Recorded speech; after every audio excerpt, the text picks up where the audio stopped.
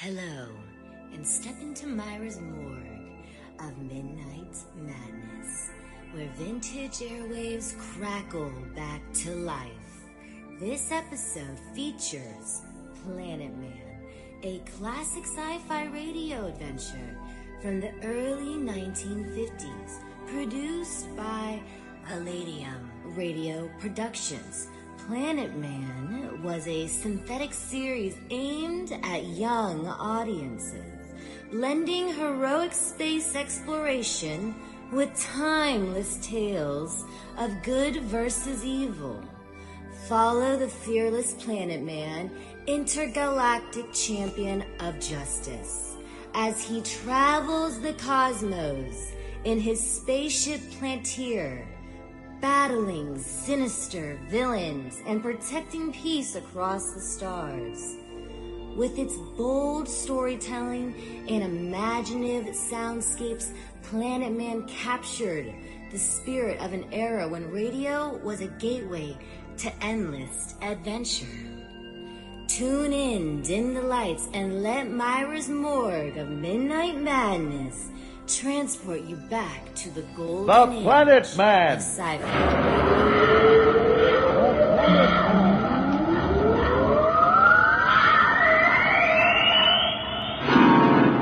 The Planet Man.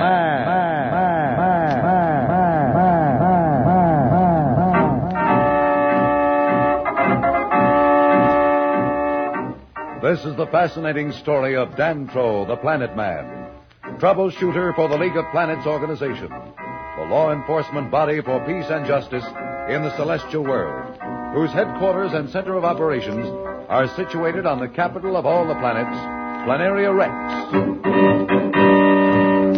From Mercury to Pluto, wherever danger threatens the universe, you will find Dantro, the Planet Man, fighting for fair play. In a moment, the Planet Man.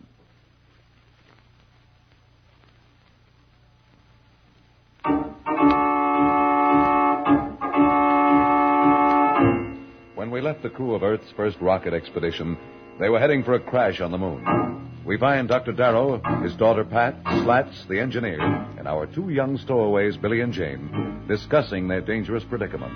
The sound of the complicated control mechanism makes the cabin seem like a chatterbox of confusion. And from the outside can be heard the mad whining of the lunar currents. We find them now as they're getting closer and closer to the moon's surface.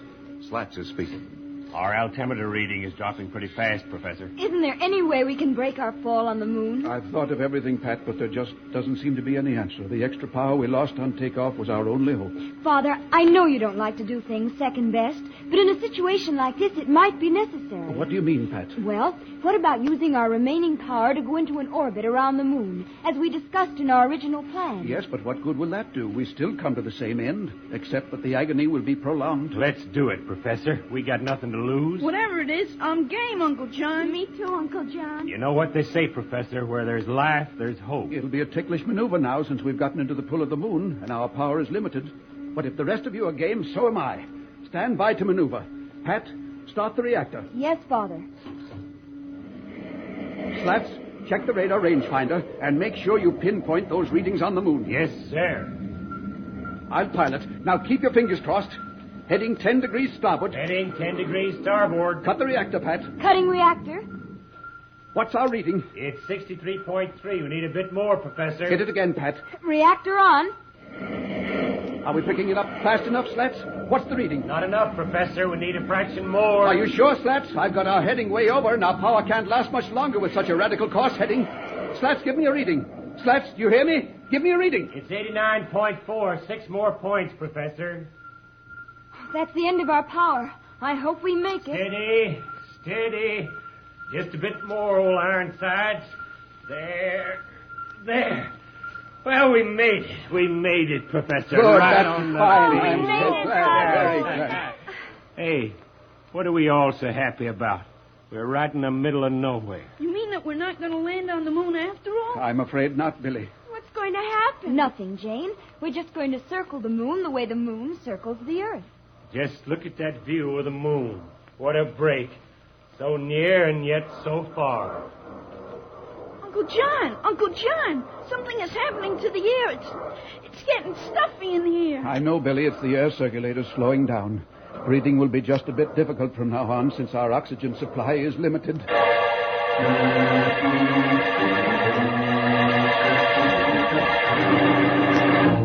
Professor, can you hear me? Slats, where are you? What are you up to? I'm outside the ship bringing up the lunar communications generator. Thought we might as well set it up and try to make contact with the Earth. You can't do that alone. I'm here, too. Careful, Pat. Don't let go now. Pat! Slats, grab her. She's floating away. What? Quick, Slats! Slats, help me. Oh. Help me. Pat, here, grab my hand. Quick now, come on. Hold tight now. Easy. There we are. Steady now. He pulled her back, Uncle John. Pat, Slats, is everything all right? Yes, Father, thanks to Slats. I thought I was a goner. Don't forget you're out in space, Pat, and if you ever drifted away, we'd never be able to get you back. It's all okay now, Professor. We're coming in.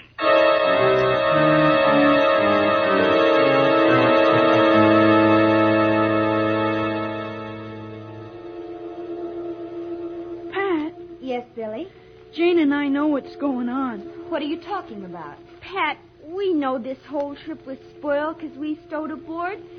It's all our fault. Now listen to me, you two, and stop feeling guilty. It wasn't the best idea for you to sneak aboard, but it did happen. And besides, we could have been wrong in our calculations. The important thing now is for all of us to face up to whatever lies ahead. And I know that you two won't let me down. Never, Pat. Not us, Pat. All right, now let's just forget the whole thing. I wonder where Slats and Father are.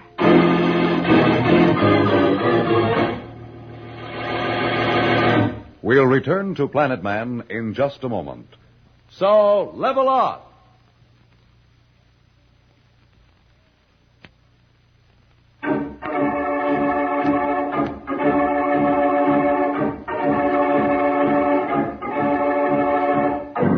Well, it looks like the first trip from Earth to the moon is coming to its tragic end.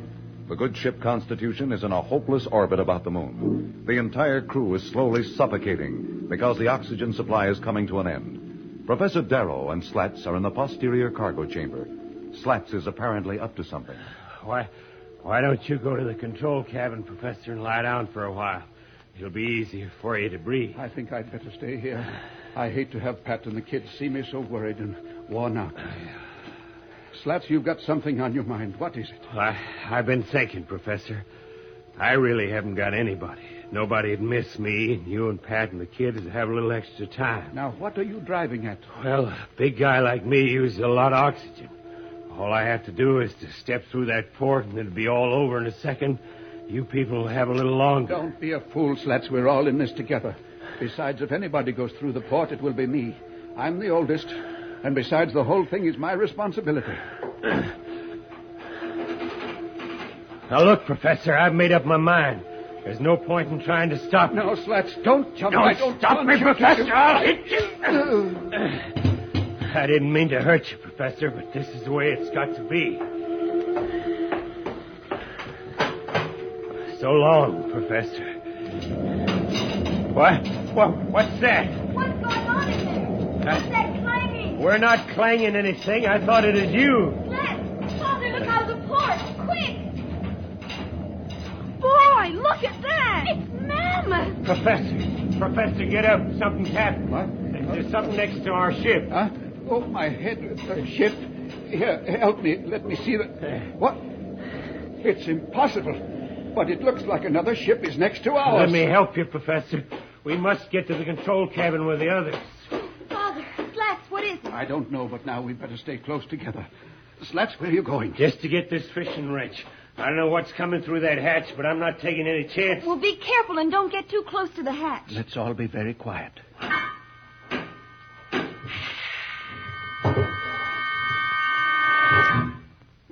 Oh, Uncle John, look. Stand back, whatever you are. Look at Slats. He can't move. He's frozen in his tracks. Oh, Slats! Why, it's a man. What did you expect? A three-headed Mercurian man-eater? I am a man from the planets. A planet man. boy, wait till the gang hears about this. Billy, please. My name is Dantro, the Planet Man, and I come in peace. I represent the League of Planets, and my mission is to bring all of you to Planaria Rex. Planaria Rex? League of Planets? Where is that? I'll explain in a moment. But I don't think we should leave your brave friend Slats in this paralyzed predicament. He'll snap right out of it with a shot of this ray gun neutralizer. What happened? Did I get him? It's all right, Slats. We're all safe. It seems that we've met a friend, and his name is Dantro, the Planet Man. It's nice to meet a brave man like you, Slats. Here, let me help you up. Dantro, my name is John Darrow. This is my daughter and assistant, Pat. How do you do? And I think you've already met Slats. Yeah. And these two are Jane and Billy, my niece and nephew. It's a pleasure to know you all. You see, we've really known you for a long time, since we've been able to watch your experiments.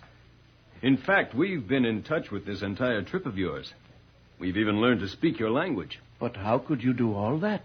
We planet men have many devices which Earth has not yet discovered. And one of them is the cosmic communicator, which enables us to see and hear across the millions of miles of space. But why have you kept the existence of the League of Planets from the Earth? Where is Planaria Rex, and why haven't I been able to chart its position? Everything will be explained to you in due time. What's that noise? It's coming from my ship. We must hurry along. It's the bogey warning oscillator telling us there are some unidentified ships approaching. But we can't leave the Constitution. Not old Ironside. Your ship will be safe in this orbit for 1,000 years.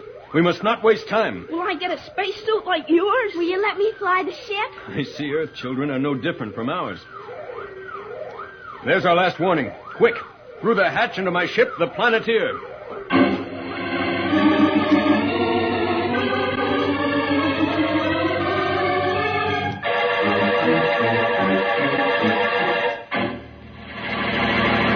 What adventures lie ahead for the Earth people? What will they find on Planaria Rex? Whose ships are those approaching the helpless Constitution?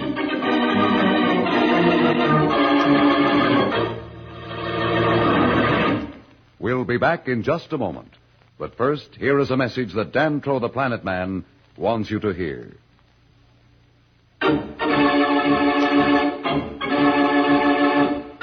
Tune in again for more transcribed thrills and adventures. Find out what happens to the Earth people as they speed toward a new world on Planaria Rex. Rocket millions of light years into space with Dantro, the Planet Man. The Planet Man.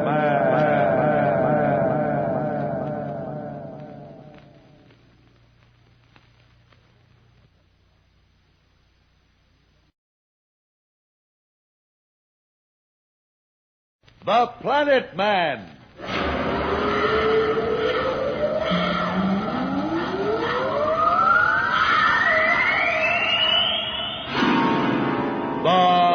The Planet Man.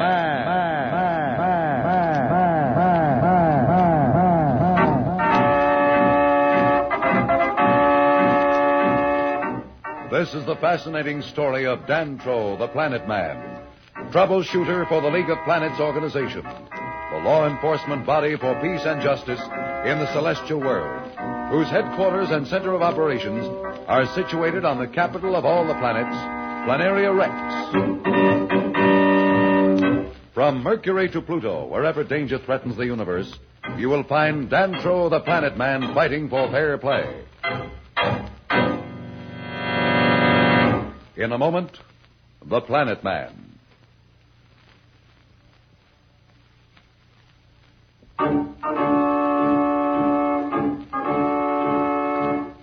At this moment, Dantro, the Planet Man, and the crew of the Earth's first space expedition, whom Dantro saved from certain death, are swiftly speeding toward Planaria Rex. They have just gotten out of the reach of some unidentified bogey spaceships. Dantro's ship, the Planeteer, is the most breathtaking engineering feat the Earth people have ever seen. It's as large as a fortress, and an endless system of instruments and mechanisms in the control chamber give it the appearance of a fantastic flying laboratory. Dantro is speaking. With the use of this cosmic communicator, we've been able to watch the Earth for many years. This is how we knew all about your experiments, Professor Darrow, in the moment you took off for the moon.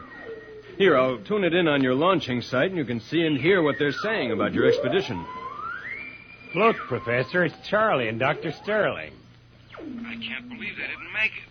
Professor Darrow seems so sure. The scaffolding fire just before launching must have caused some trouble we never figured on. It's bad enough losing the three of them. But it looks like those two kids must have gone along with them. They were here one minute and gone the next. One of the workmen saw them near the rocket platform before the fire broke out. I'm afraid I'll have to cut off the communicator now. You see, I must keep it clear for incoming messages. But what is this? Emergency garble signal. Let me hit that key. I've got to decode this message. This is Dantro. I am reading. Dantro, this is Judge Augustus. Have you contacted the Earth people? Yes, sir. They're aboard the Planeteer. Good. Friends from Earth, forgive this hurried greeting. I'll welcome you personally when you arrive. Dantro, get back as quickly as possible. There's trouble brewing. What's wrong? Marston is up to some evil. Get back at once. Yes, sir. Signing off. Brace yourselves. I'm giving her the works. Attention, all hands. Jets alive. Jets alive.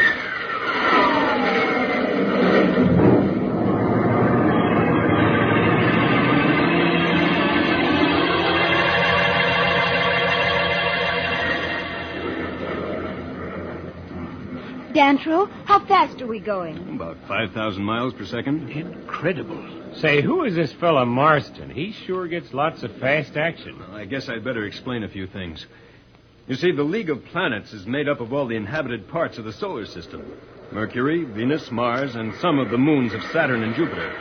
Dantro, there's a red light blinking on the sport panel. What does it mean? Well, oh, thanks, Billy. I must switch on my auxiliary cooling coils.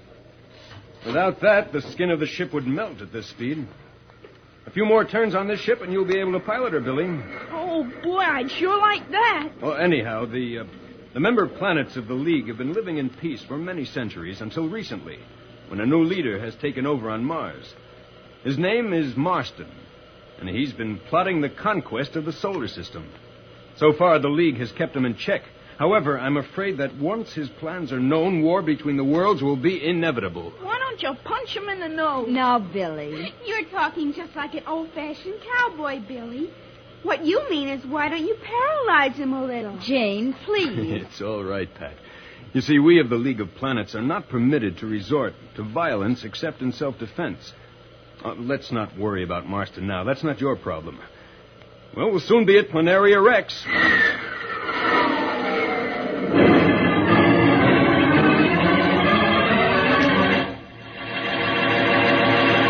We'll return to the exciting story of the Planet Man in just a moment.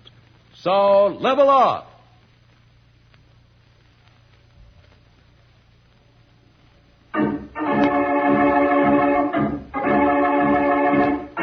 Dantro, the Planet Man, under urgent orders from Judge Augustus, is flying the Earth people to Planaria Rex at record speed. On the planet of the unknown, the mysterious planet Mars, certain plans are taking shape which can only mean that Marston, the dictator of Mars, is up to some foul play. As we look into the cold, foreboding secret meeting place of the Martian Council, we find Marston, a giant, fierce, ruthless ruler, holding court with his council. Behind Marston, you can hear a small, ugly, and weird creature, his Martian flying cobra, FEMA. It's Marston's only means of protection. Since this creature has the powers to warn Marston of any impending danger, Marston trusts no one. Hence, FEMA is constantly with him. Listen. Can I count on no one? Must I conquer the whole solar system alone? I must have speed. We must strike before the other planets suspect our plan. Before they know it, Marston will rule the solar system. When do we invade the Earth? As soon as our ships return with the crew of Earth's first rocket ship.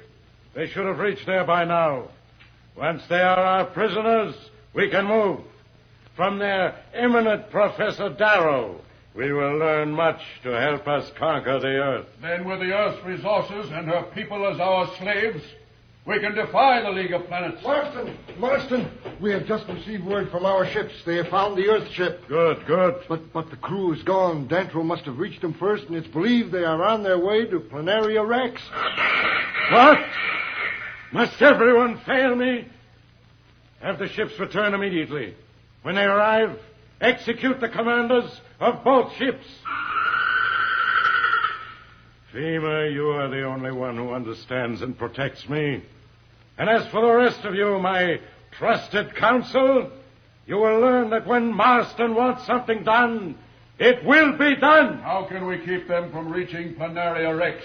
Tara, my most eminent and brilliant scientist, what would you suggest? And I warn you, think well on this answer. Marston, we must not betray ourselves in open violence. Our astronomers have discovered a flight of asteroids in the vicinity of Planaria Rex. By using our new gravitational repellers, we can direct these asteroids into the path of Dantro's ship. But won't they be able to avoid them? You know only too well that Dantro's ship is equipped with deflectors. It will be impossible for any deflectors to deal with so many asteroids at the speed at which they are traveling. They cannot change the course of their flight, and they are certain to crash. Proceed with your plan, and do not fail. Remember that at this moment, we are trying to confuse the League of Planets Council into voting for our plan to, shall we say, peacefully contact the Earth. Our representative is ridiculing Judge Augustus' story of an Earth rocket ship because we were supposed to have destroyed the ship and captured its crew. We must not look like fools. And speaking of fools, you can all leave now.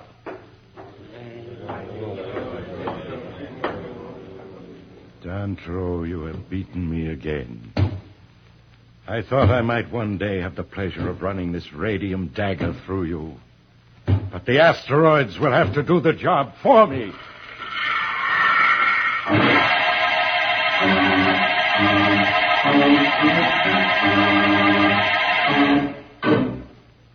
As the representative of Mars, I say to this council, why do we wait any longer?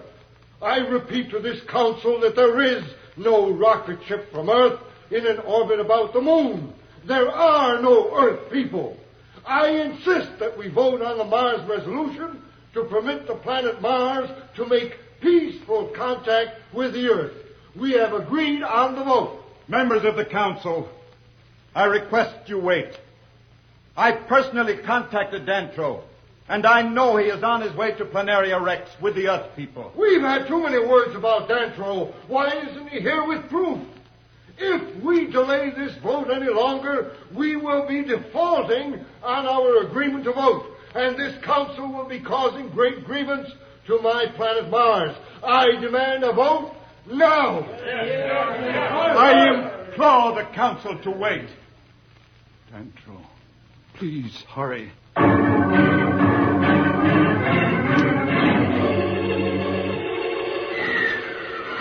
Boy, what a way to travel. No need for gravity shoes. I can't wait until we get this drive in the Constitution. It's just wonderful for my corn. I'm sure that League of Planets has other things to do besides worry about your corn. Hey, what's up? What a weird noise. Hurts my ears. What's this? I can't understand it. We seem to be running into a field of asteroids that shouldn't be in this area. Won't your deflectors take care of that? The deflectors will take care of any ordinary obstructions, but there are hundreds of asteroids ahead. My latest report from Central Control shows them to be 3 million miles away. It's impossible, but there they are. Is there any danger? Can we go around them? We're traveling so fast, it's impossible to change course that much. I'm slowing down, but I'm afraid we're going to hit them right smack in the center. All hands secure ship. Stand by for possible collision. Well, Dantro the Planet Man and the Earth people seem to be in quite a spot. We'll be back in a moment. But first, here is a message that the Planet Man wants you to hear.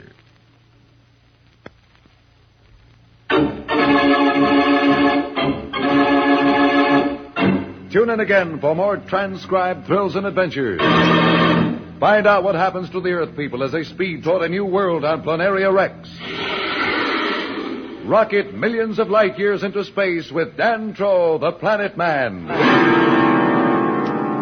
The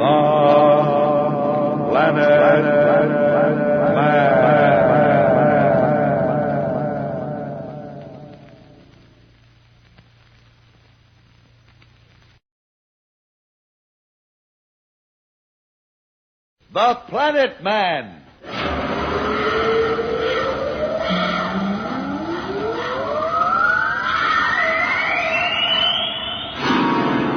The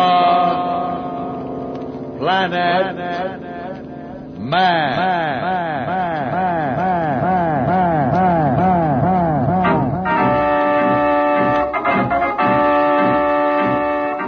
This is the fascinating story of Dantro, the Planet Man, troubleshooter for the League of Planets organization, the law enforcement body for peace and justice in the celestial world, whose headquarters and center of operations are situated on the capital of all the planets, Planaria Rex. From Mercury to Pluto, wherever danger threatens the universe, you will find Dantro, the Planet Man, fighting for fair play. In a moment, the Planet Man.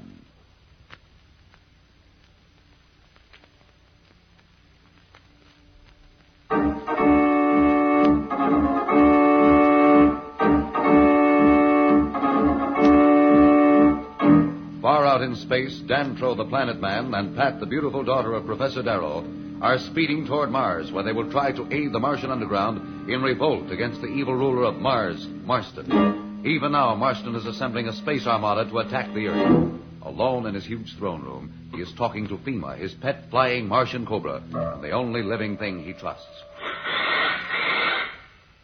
So, Fema, my deadly friend, the solar system will learn what it means to thwart Marston of Mars. That's right. We'll crush them all beneath our rays. Wipe out Planaria Rex and all those tender-hearted fools. First we'll take the Earth, then Venus, then the moons of Saturn. Mercury we'll keep till last. And that great hero, Dantro Planet Man, they call him. He'll be a sorry hero when we finish with him, Fema? Any moment now, my ships will intercept him in space, and I'll have him where I want him. We'll feed him to the Marlions, and the girl, too. After we've learned what we need to know to conquer the Earth. Maybe I'll let you have a little fun with them then. Here, would you like that, Fema?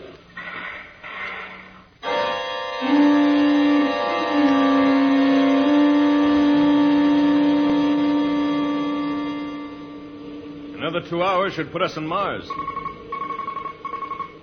What's that? Are there meteors in our path? No, they can't be meteors. They just change direction, and meteors would stay in one path. There's only one thing they can be. Marston's patrol. Can we fight them? If I were alone, I'd take the chance. But with you along, I'm afraid we'll have to surrender if they attack us. I just can't risk your life. But the whole solar system is at stake. I'm sorry, Pat. There. They're sending us a message. You are on the province of Mars. Cut your drive. We're coming aboard. Cut your drive immediately, or we'll ray you out of space. All right. I'm cutting my drive. Don't fire. Pat, don't say a word. Let me handle them. They're right alongside. Well, here comes the welcoming party.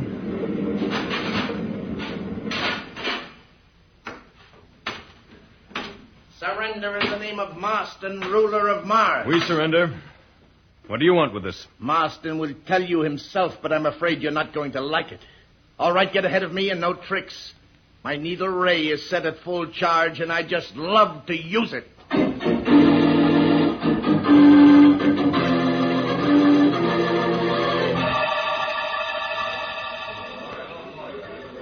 Slats. Oh, Slats, come over here. Well, how are things going?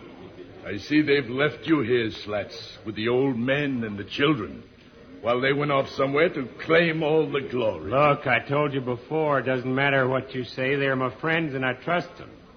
They won't leave me out of anything good. Oh, you're so blind. Do you think they even think about you? You've served your purpose. They'll be back. I happen to know they'll never be back. What are you talking about? I've said enough. This is your last chance. Come over with us, and when Marston conquers the Earth with your help, he'll make you his governor. All the earth will be at your feet. Just think of what you'll be able to do then. Well, I don't know. Are you sure it's safe? Safe? It's certain. Now, are you with us? By gosh, you're right. I took as much chance as they did, and they'll get all the glory. Okay, count me in.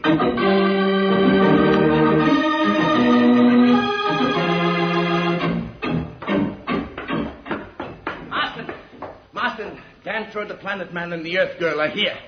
Bring them in. Well, Dantro, I've waited a long time for this, but it was worth waiting for. What did you want with us, Marston? Why did you bring us here? That's funny. What do I want? I want to rule the solar system, and by the moons of Mars I shall, and you too shall help me. You must be mad. We'll never help you. Listen to them, Fema. Brave, aren't they? But enough conversation. I'm afraid we'll have to give you a little demonstration of our skill at torture. What is this? Probably a message from our representative on Planaria Rex.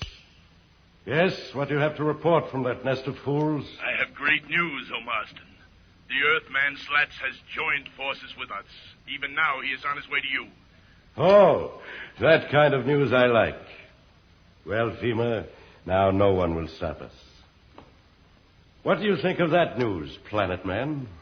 I don't believe it. It's some trick. I know Slats wouldn't betray us. He'd die first. Someone will die, but not him. He should be here soon, and then I won't need either of you. We'll try your courage against our hungry pack of Marlions. Take them to the dungeons until I'm ready to see them beg for mercy.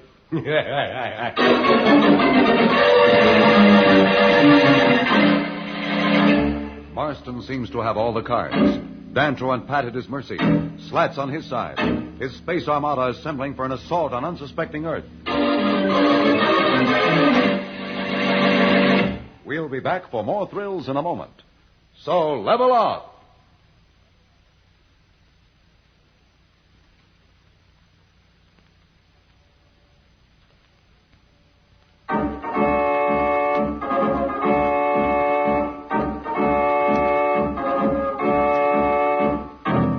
Dantro the Planet Man and Pat locked away in a dungeon, Marston of Mars is free to proceed with his plans to conquer Earth.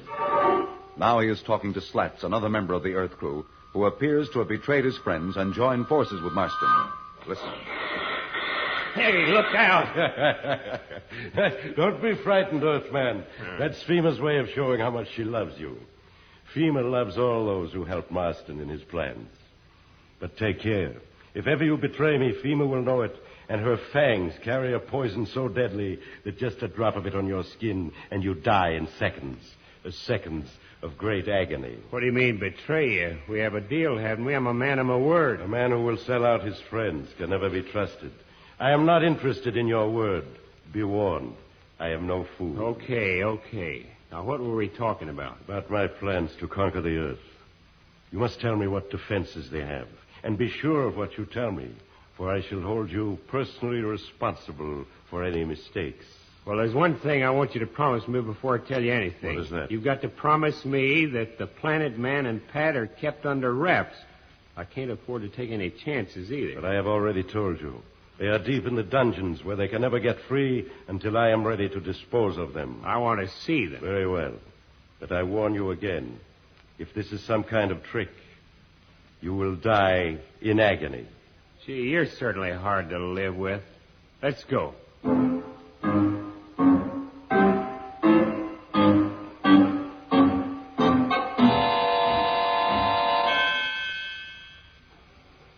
Pat, there's something I'd better tell you. We're in real danger, aren't we, Dantro? Yes, Pat. There's no sense in pretending. We're in a tight spot, and I haven't the faintest idea of how we can get out. What do you think Marston will do to us? Well, that depends on Slats. You know him better than I. Do you think he'd really sell out? An hour ago, I'd have staked my life on his loyalty to Father, me, and the kids. Now I'm beginning to wonder. If Marston wasn't sure of getting the information about Earth somewhere else, he certainly wouldn't leave us here. He wasn't just threatening about the torture. He really meant it. That's what bothers me. What are those Mar-lions he talked about? Are they animals? They may sound like your Earth lions, but they're as different from them as a house cat is from an enraged panther. No one's ever beaten one without a ray gun. And even then, they can take a full charge for minutes before it has any effect. And there isn't a chance. There's only one real defense against them. Here on Mars, there's a rare flower, the scent of which somehow throws them into a trance. No one dares enter the jungles of Mars without it. If we could only get some of its perfume... We might as well wish for a spaceship, too. There's just about as much chance. Shh, what's that? Someone coming? Yes. There's a light coming down the stairs. I can just about see them now. What? It's Marston. And it's Slats. Oh, no. Slats. Well, now do you believe me? Look at them. Like two rats in a trap. Oh, Slats, I just can't believe you would do a thing like this. What's happened? Did they hypnotize you or something? How could you join forces with this madman? Madman, is it? Yes, mad to rule the solar system. But why waste my time with you? All right, Slats, my fellow conqueror. Now let us go and discuss plans for the Earth. Just one thing first. I never liked that stuffed shirt Dantro. I'd like to give him a little souvenir. Come here, you. Don't do it, Dantro. I'm not afraid of anything the traitor can do. What do you want? Oh, you rotten coward. You wouldn't dare do that if these bars weren't between you and Dantro. Yeah, that's what I like to see. Real friends, aren't you? Just wait until tomorrow when those two face the Mar Lions. You'll really enjoy yourself. Pat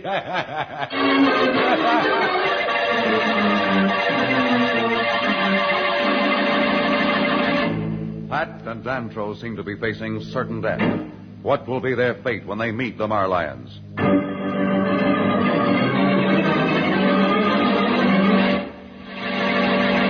We'll return in a moment. But now, here is a message the Planet Man wants you to hear.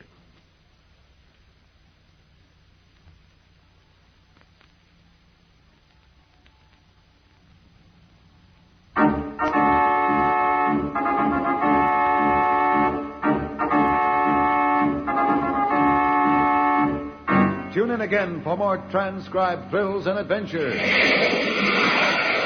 Rocket millions of light years into space with Dantro, the Planet Man. The Planet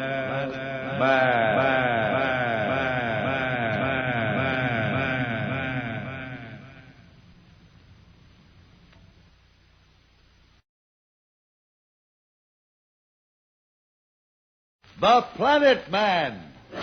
The Planet Man.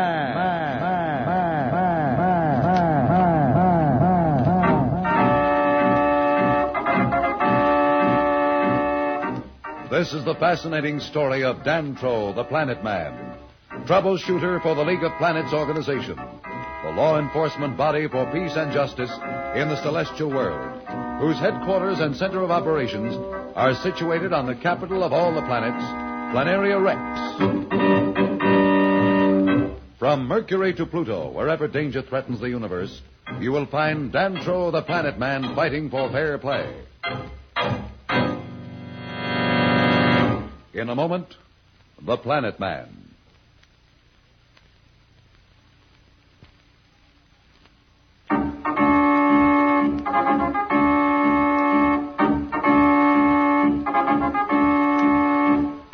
When we left Dantro, the Planet Man, and Pat Darrow, daughter of Professor Darrow, the leader of Earth's first flight into space, they were imprisoned in the dungeon of Marston, the ruler of Mars.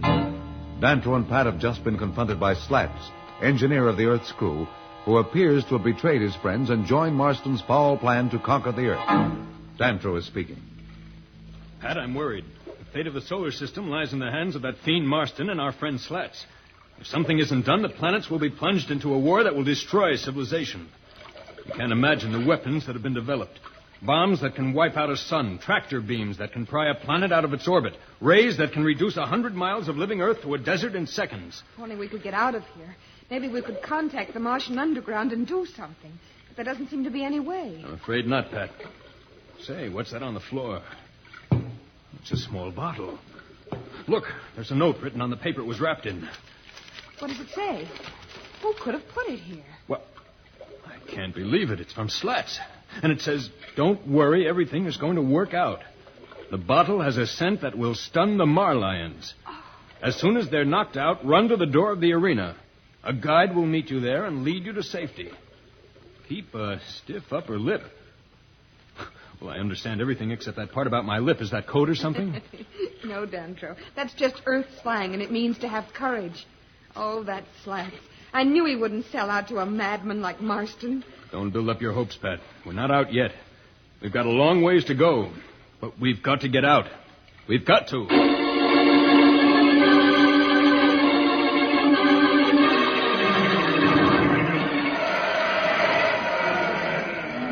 Well, Earthman, what do you think of my little show? You have anything on Earth to match it?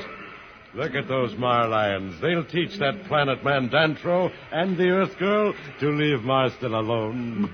You mean you're really going to turn those beasts loose on the people? Not on people, just on my enemies.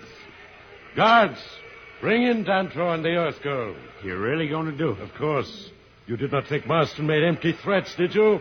If so, you're due for a surprise. I'm not the only one. What did you say? I was thinking about Dantro. Well, he hasn't much more time to live. Here they come now.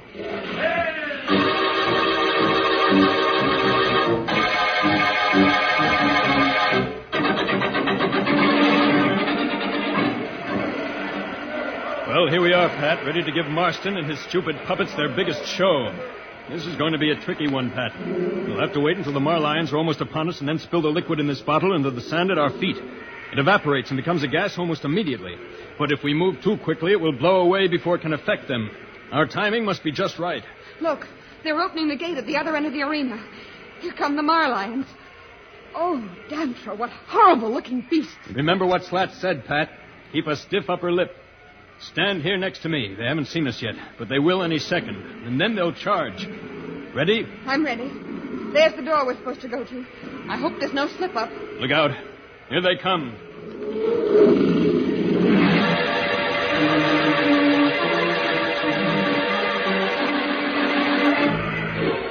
It will be all over in a minute, my friend. I hope you're enjoying this as much as I am. I've waited to get Planet Man for years. I've dreamed about it at night, and now I have him. Look! The Marlions are stopping. They're lying down. Something has gone wrong. Someone has helped them. No, they must not escape death. I've waited too long for this. They're getting away. Guards! Guards!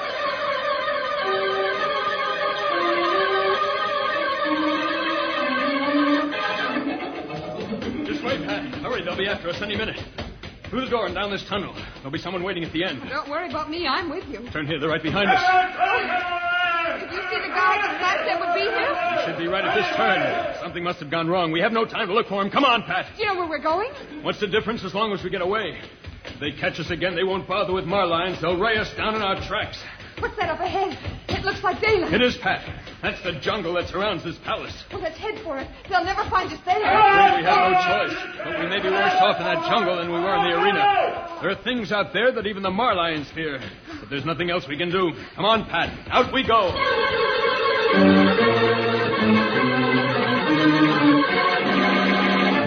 For the moment, it appears that Dantro and Pat have escaped from Marston. Now they face the unknown of the celestial world, the fearful jungle of Mars. We'll be back in a moment. So level off.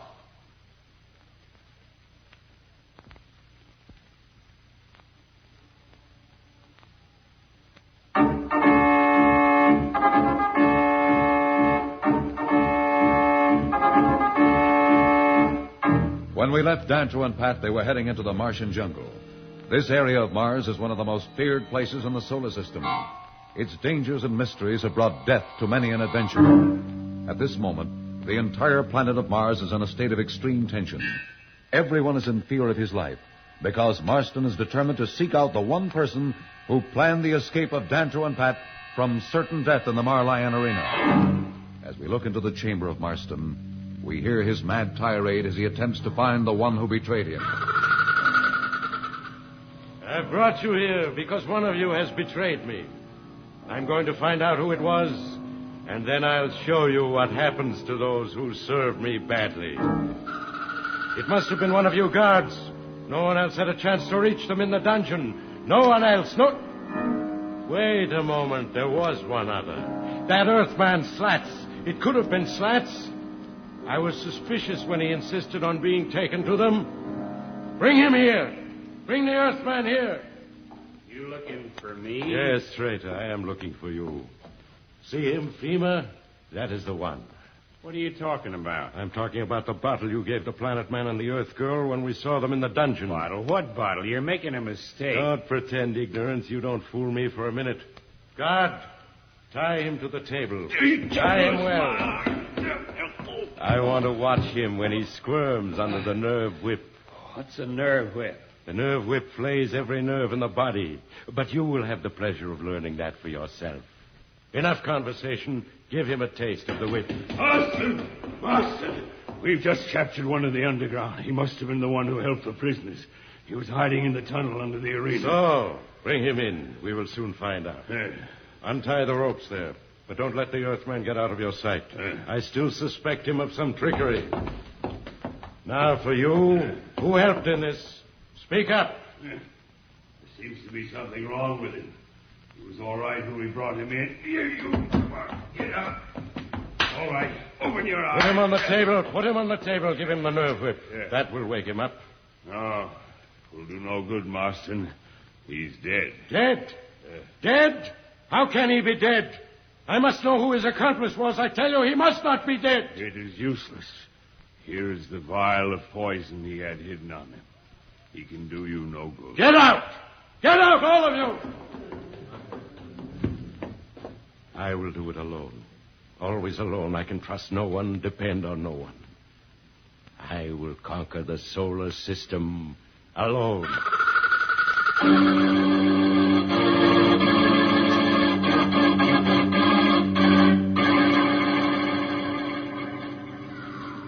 Stay close to me, Pat. Watch out. Oh, what a strange-looking hole.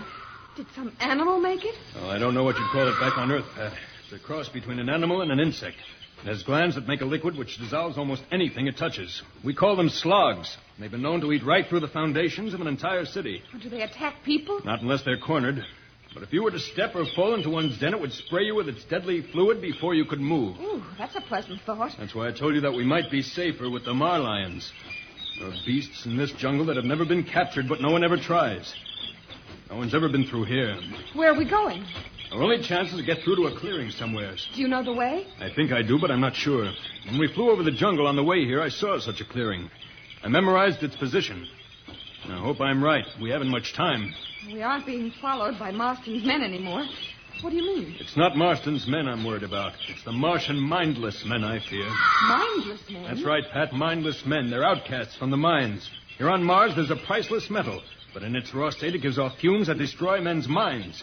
It's dug by slaves of Marston who are thrown into the jungle when they've been driven mindless. They become like insane beasts, and they hunt in packs. Even the marlions fear their fury.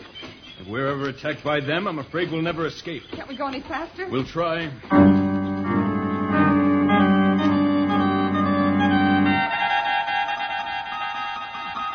This is Marston receiving on Secret Channel 5Q. What about Professor Darrow? Have you convinced him to join us? No? Well, kidnap the children. Bring them here. With them in our hands, Professor Darrow will sing a different tune. Get them here by tomorrow, and do not fail me. Will Marston's plan to kidnap Billy and Jane succeed? What is happening to Dantro and Pat in the darkest jungle of Mars? We'll return in a moment. But first, here is a message that the Planet Man wants you to hear.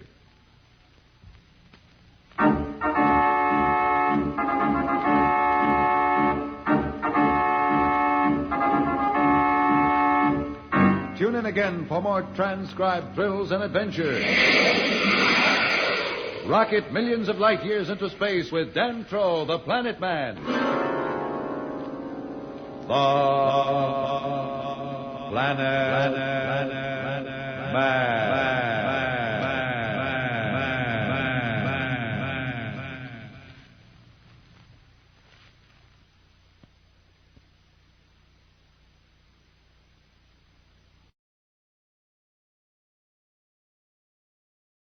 The Planet Man. The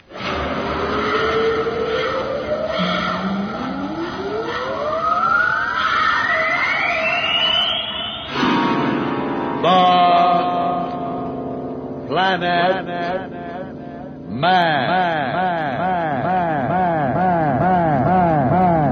Man.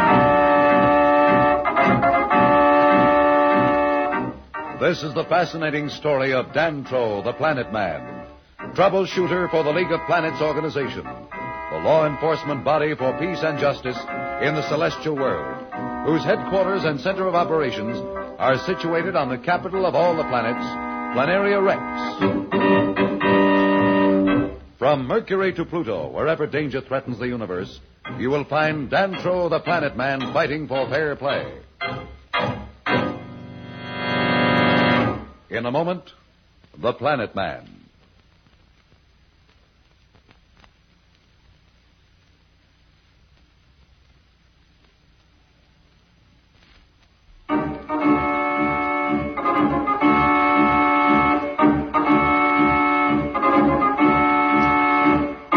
As you will recall, Dantro the Planet Man and Pat the Earth Girl were deep in the unexplored jungles of Mars, fleeing from Marston, ruler of the Red Planet.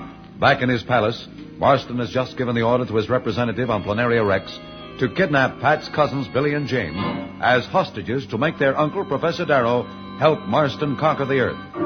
As we see Dantro and Pat, they are now racing against time to reach safety and thwart Marston's foul plans. In another few minutes, we should reach that group of ruins. Can you hold out, Pat? Oh, don't worry about me. I'll be right behind you. Good girl. Dantro, wait. I think I saw something move ahead there on the left. Better keep our voices low. You don't mean it. Yes, I do. It's one of the mindless men, and I told you they hunted in packs. There must be more of them about, unless I miss my guess. They're all around us. If they're surrounded, we can't even run. That would be the worst thing we could do. Perhaps if we just go on and pretend not to see them, we can make the ruins before they close in. Stay close to me and try not to seem frightened. Don't worry. You couldn't lose me now if you wanted to. Besides, there's something I don't understand. What's that? If their minds have been destroyed, how can they know enough to hunt in packs to surround us? Why don't they just attack? They'll attack soon enough, and when they do, they never stop. Ooh, what's that sound? It's horrible. It means they're closing in. There's nothing to do now but run for it. I think I can see the ruins up ahead. Hurry.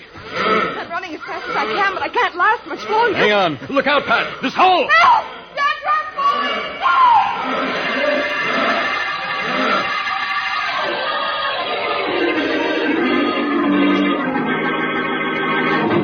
Guard, has the ship from Planaria Rex landed yet? Yes, Marston. It landed a few minutes ago.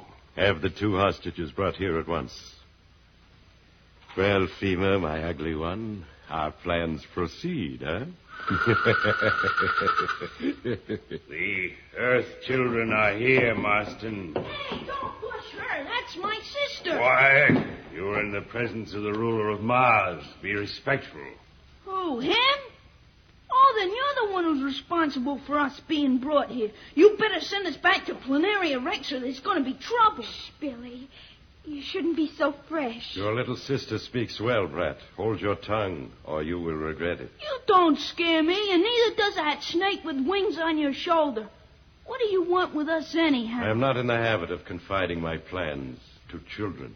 Billy, I'm not afraid. Don't get him angry. Don't worry, Jane. He wouldn't dare hurt us. Dantro would make him sorry he was alive. Guard! Silence that brat. You leave my brother alone, you big bully. Unless you want the same treatment, hold your tongue. As for your precious planet man, neither you nor anyone else will ever see him or the Earth Girl again. They've gone into the jungles that surround this palace, and no one has ever come out alive. Oh, Billy, did you hear that? He's saying that Dantro and Pat are dead. I don't believe... Guard, enough of this. These two brats annoy me with their stupidity. If this is a sample of the Earth's young, we're going to have to teach them obedience when we have conquered their planet. Take them away. Shall I put them in the dungeons, Marston? Dungeons for those two? Why waste the time? Just put them somewhere where I can't see or hear them. Children bother me. And guard, send my admirals in. I'd better see how my space armada is coming along. If I leave it up to their stupidity, something is certain to go wrong. They should have had a fleet assembled long ago. Yes, Marston. Come along, you two. Hey, let go!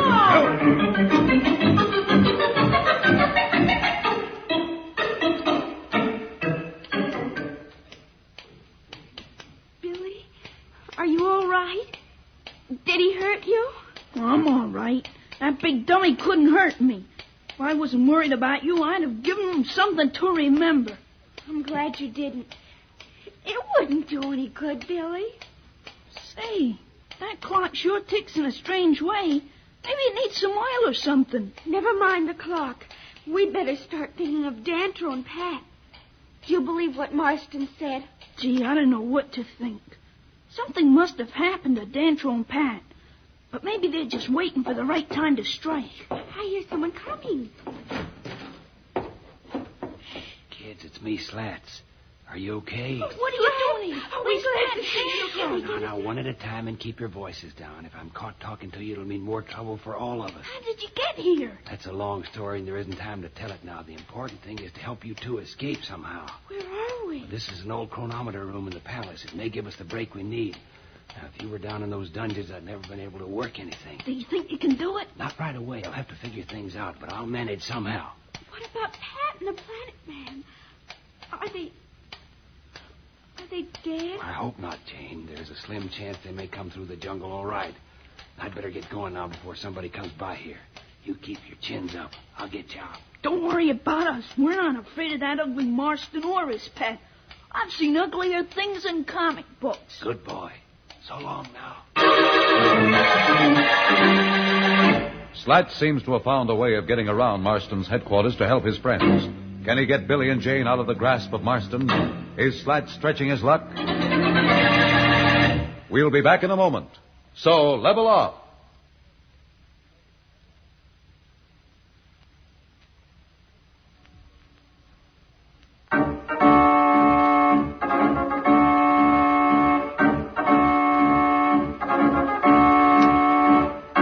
When we left Slats, he had just contacted Billy and Jane in the palace chronometer room where they were being kept as hostages by Marston. Slats has promised to get them out. We find Slats now trying to figure out a way of helping Billy and Jane. Listen. I wish I was as sure of myself as a sounder, but I couldn't let the kids know the spot we're in. I can't wait for Dantro and Pat. They may never show up. If only I could get help from Planaria Rex. Say, why not? There must be a radio that reaches there because I know Marston talks to his representative there. If I can get to it for a few minutes, maybe I'll be able to reach Judge Augustus. He'll know what to do. I'll try it now. Where would it be? Near the throne room, I'm sure. Somewhere along here, there's... No, not this door. That's the council chamber. Maybe it's this one here. I'll try it. That's it. I knew it was here somewhere. Now, if I can only have a few minutes. Yeah, let's see here.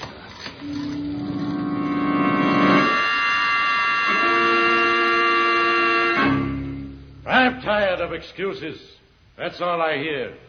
I give you just 24 hours to assemble the fleet and be ready to blast off for Earth. By then, Professor Darrow should be here with us, and we'll be certain of victory. Now get out, all of you. And remember, if any of you fail me, it will be your last mistake.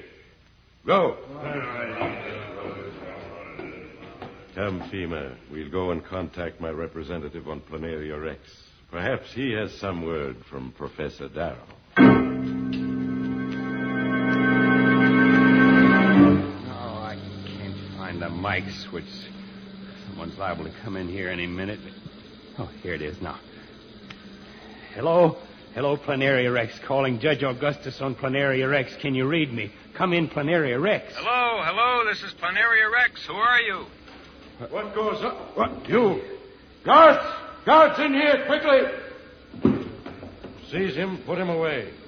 We'll deal with him later.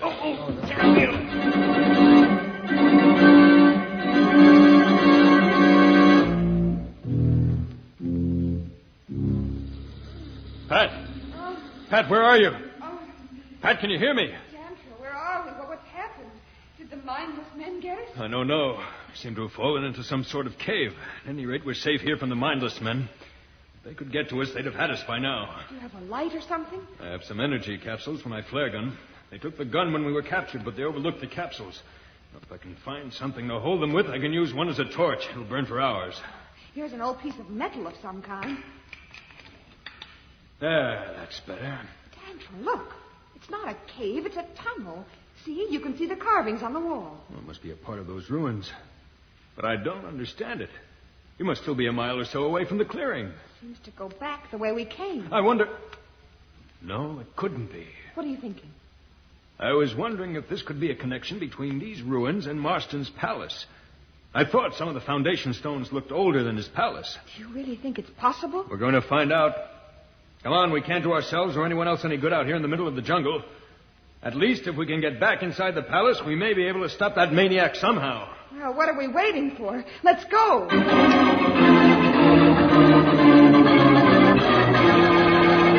Marston is determined to proceed with his plans for the conquest of Earth, even at the expense of Billy, Jane, and Slats. Can Marston persuade Professor Darrow to join his forces on Mars? We'll be back in a moment. But first, here is a message that Dantro the Planet Man wants you to hear.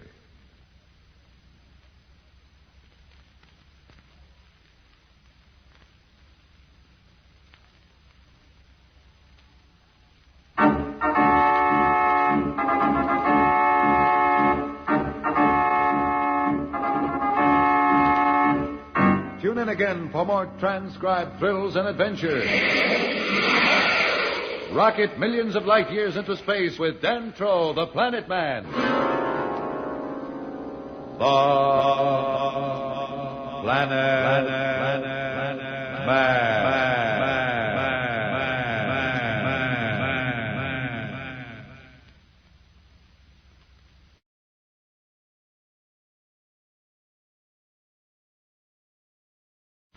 The Planet Man.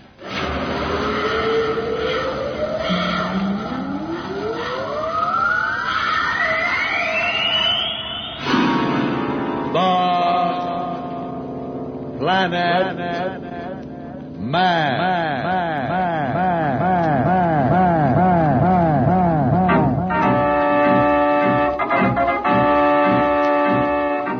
This is the fascinating story of Dantro, the Planet Man. Troubleshooter for the League of Planets organization, the law enforcement body for peace and justice in the celestial world, whose headquarters and center of operations are situated on the capital of all the planets, Planaria Rex. From Mercury to Pluto, wherever danger threatens the universe, you will find Dantro the Planet Man fighting for fair play. In a moment, the Planet Man.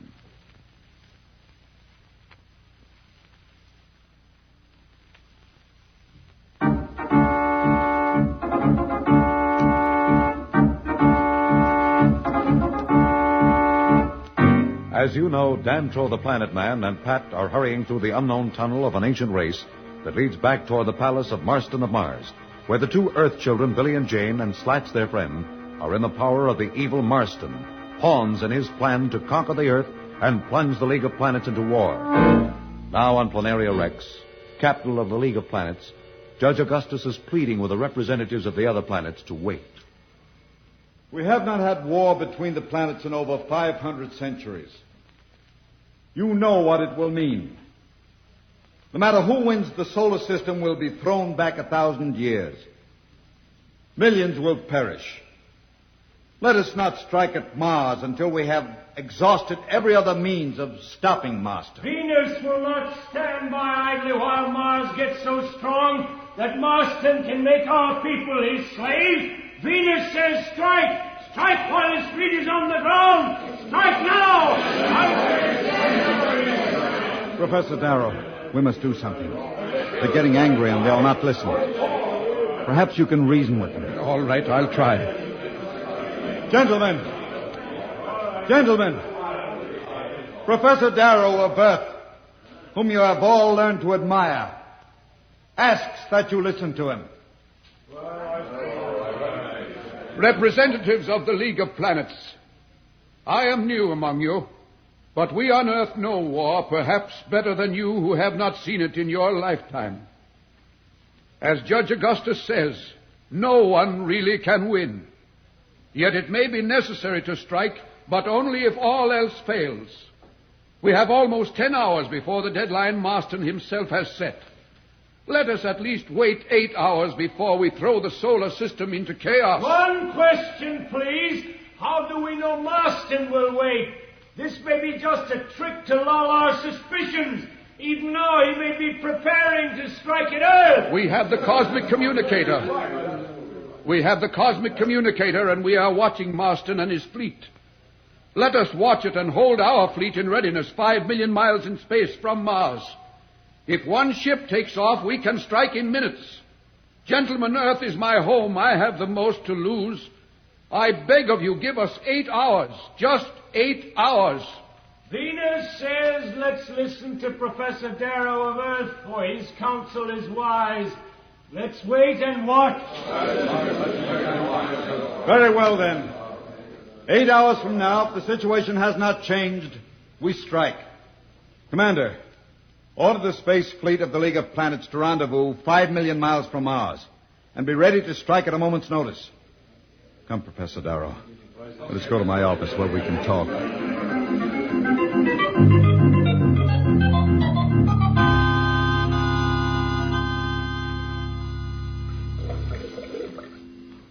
It can't be much further, Pat. Unless I miss my guess, we should be on the outskirts of Marston's Palace clearing by now. What's that up ahead? Looks like the end of the tunnel. It's a blank wall. Tantrum, we're trapped. Don't get excited, Pat. Look over there to the left. See that outline? It's a door. Oh, thank goodness. Can you open it? There must be a lever hidden somewhere here. Wait. Here, you see this raised block? Watch what happens when I push it. What? The wall, it's opening. No, it's disappearing. That's right. It wasn't really rock like the rest. It was a force field, a method of turning the atoms of the air into solid matter. Well, I'll explain it to you later. We have no time to waste. What are we going to do? I don't know yet, but we have to go on and hope for the best. Come on, up this way.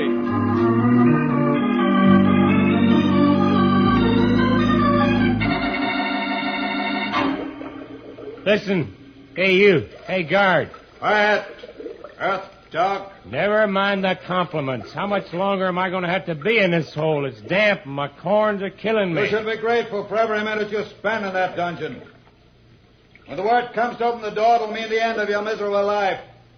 I've orders to take you to the field where the fleet is gathered and kill you in sight of the men as an example of how they're to treat any Earthman who tries to resist Marston's rule.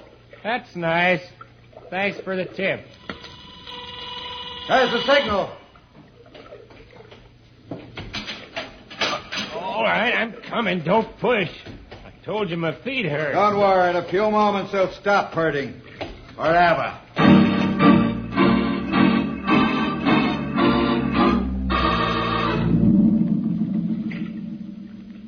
We've been climbing steadily.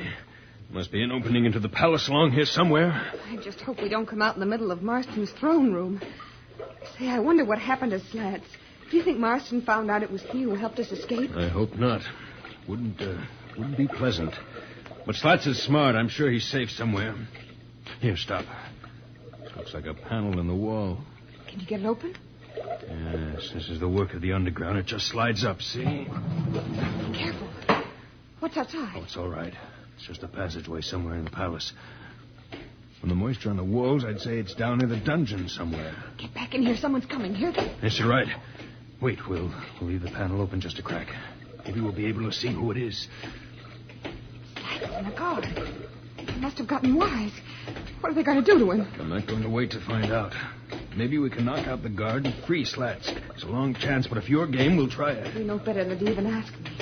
Be careful, though. That guard has a ray gun. Don't worry. I'll be careful. Here they come. I'll wait till they get by and then come up behind them. Now, Dantro. Now! Hey, what's going on here? What? Dantro, where'd you come from? Never mind that now. Get in here quickly. Pat, close the panel.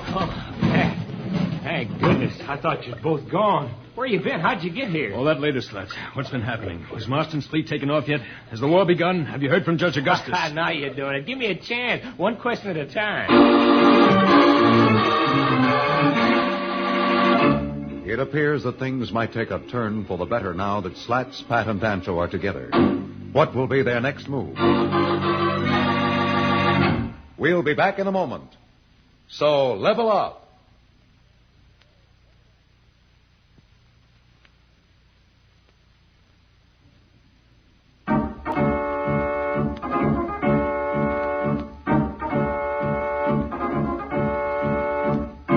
When we left Dancho, Pat, and Slats, they were together in a secret passageway under Marston's palace.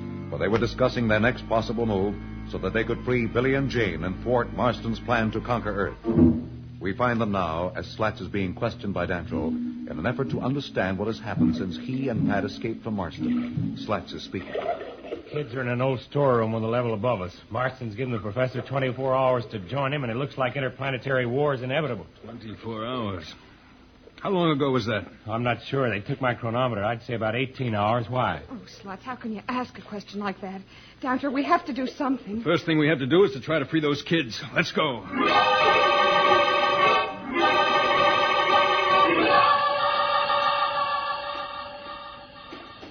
It's right along here somewhere. They haven't bothered to post a card.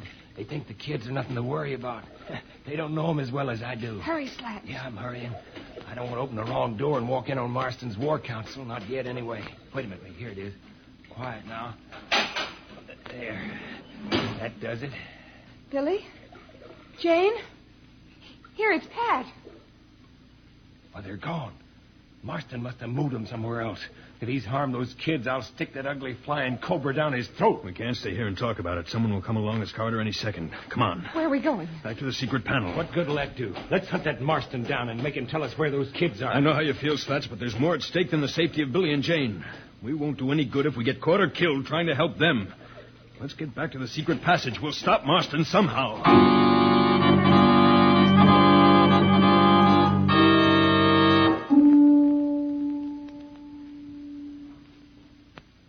6 hours. No, it's 4 hours. We must strike 2 hours before Marston's deadline. That was the understanding. Have you thought of anything? I have an idea, but I'm afraid you wouldn't like it. What is it? Suppose I pretend to go over to Marston. Let him think I've joined forces with him. What good will that do? It will gain us time. Then maybe if I am close to him, I can contact Dantro, Pat, or Slats and somehow stop him. At least it means the kids will be safe for a little while. No, I cannot permit it. With you on our side, at least we have someone who, if necessary, can rally the Earth's people to battle. Someone they know and trust. Without you, they would be confused between our world and Marston's. You must not risk your life even to save those you love. Remember, a whole solar system hangs in the balance. Millions of lives against theirs. It's a difficult choice. But you must see your duty. Yes, you're right. But it's so awful to sit here helpless while the minutes tick away and absolute destruction comes closer and closer. Time is running out for the solar system. War seems to be upon it. Can Dantro plan any move that will stop Marston at this late hour? And what has happened to Billy and Jane? We'll be back in a moment. But first, here is a message the Planet Man wants you to hear.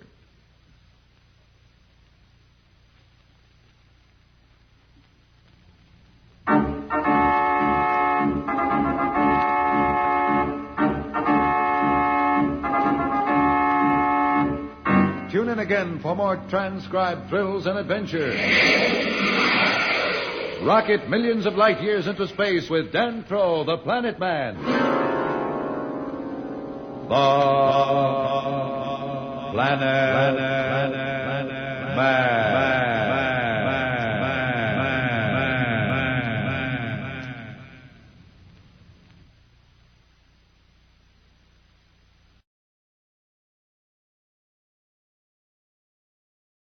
The Planet Man.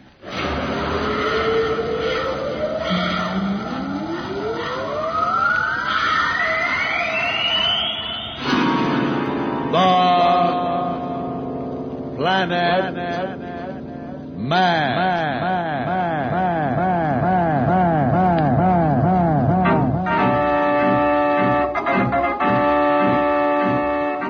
This is the fascinating story of Dantro, the Planet Man. Troubleshooter for the League of Planets organization, the law enforcement body for peace and justice in the celestial world, whose headquarters and center of operations are situated on the capital of all the planets, Planaria Rex. From Mercury to Pluto, wherever danger threatens the universe, you will find Dantro, the Planet Man, fighting for fair play. In a moment, the Planet Man.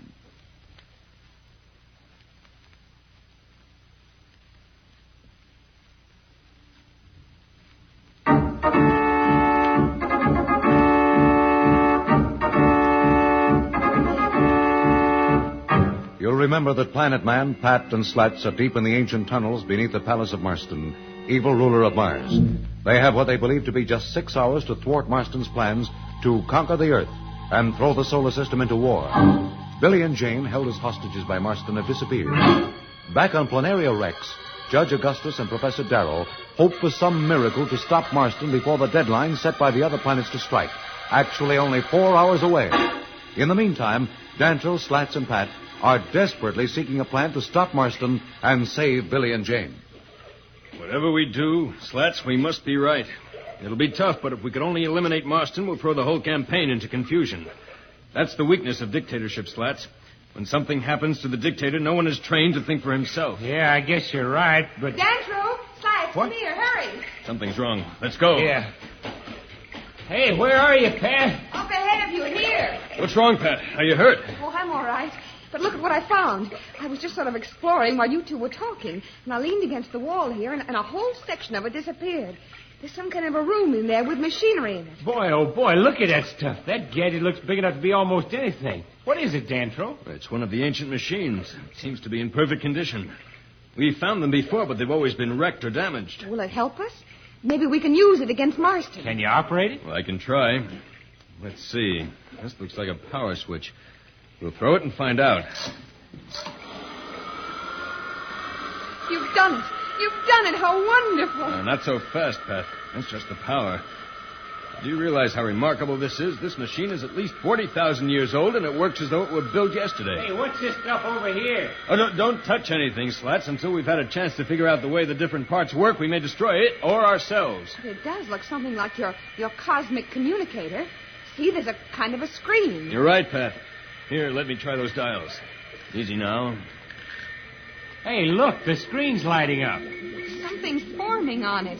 What is that, Dantrell? It's a picture, all right, but I don't recognize anything. Wait, let's try some different adjustments. I recognize that. It's the jungle outside the palace. See, that's one of the ruins we passed. Remember that funny-looking tower? Right, you are. I think I've got the hang of it now. Let's look in on a few friends and enemies and see what's been going on.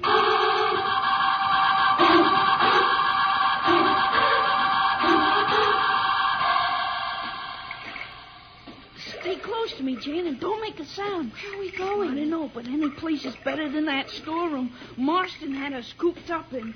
I'm glad that guard left the door unlocked. Girls always talk too much. I told you to be quiet. All right. I was wondering what happened to Slats. He was going to come back. You can't worry about that now. We've got to try and get away from that awful Marston. Do you really think we can? Will you be quiet? All right. Look, there's a window or something. I see it. Billy, be careful. I'm just looking out. Hey, come here. Wow. There must be 1,000 spaceships out there. Gosh, it sure looks bad for the Earth. What do you mean? Oh, Jane, you're so dumb. That's the fleet Marston's going to use to attack the Earth. They won't have a chance. One of those big jobs could probably do it all alone. Billy, don't talk like that. I can't help it, but it's true. They can just sit up in space where our planes and guns can't reach them and destroy anything they like. From what I've heard the guards say, just their rays alone can wipe out a city like New York in a few minutes. Isn't there something somebody can do? I wish Dantrell were here. He'd stop them. Well, he's not, so it's up to us. Up to us? Billy, what are you talking about? What can we do? I don't know, but we can't just stand here. Only we could somehow warn the Earth. Then people could at least go into air raid shelters and places like that. Even if Marston did destroy the buildings, the people would be all right. If is right. Hey, gee, maybe that's an idea. What are you talking about? Listen carefully. You see those little ships right over here near the palace? Sure. What about them? You notice how everybody seems to be busy around the big ones? That's right. There's nobody over with the small ones at all. But what good does that do us? I'll bet if we tried, we could sneak into one of them. Well, suppose we did. What good would that do? Gosh, don't be so dumb. We could take off and fly to Earth and warn the people about Marston. Billy, you're crazy. You can't fly one of those. I'll bet I can. I've watched Dantrell when he was flying the Planeteer, and I'm sure I remember what to do. Billy, where are you going? Down to the field. Billy, wait for me! Will Billy and Jane be able to get into one of the Armada ships? And if they do, what then? We'll be back in a moment, so level up.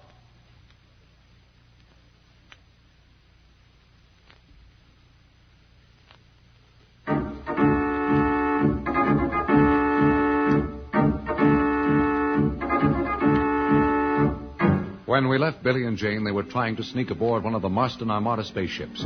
They hoped to take off and warn Earth of the impending attack from Mars. In the meantime, Dantro, Pat, and Slats have discovered a most amazing device in the depths of Marston's palace, which was part of an ancient Martian civilization.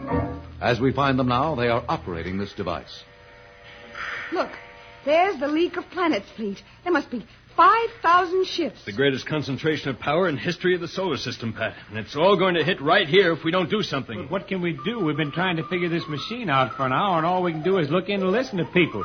At least if we could figure out how to send messages, we might be able to tell Judge Augustus and Professor Darrow what's happening. And we have 2 hours less than we thought we did. Yeah. How much time is left before the deadline, Dantro? About 2 hours now, Pat. Can't you figure out how to work this overgrown pipe organ? I'm doing the best I can, Slats. If only I could understand the symbols the ancients used, it would be much easier. But as it is, I'm just guessing. Why don't we just pull down all the things at once? Slats, you're an engineer. You know better than that. I'm sure a machine as powerful as this has some kind of an anti-tampering control built in. If we fool around too much, the whole thing will cut off. Leave him alone, Slats. If you keep interrupting, it'll just be that much longer. That's all right, Pat. Sometimes questions like that make you think of things you wouldn't have otherwise. Okay, I'll shut up. Let's get back to work.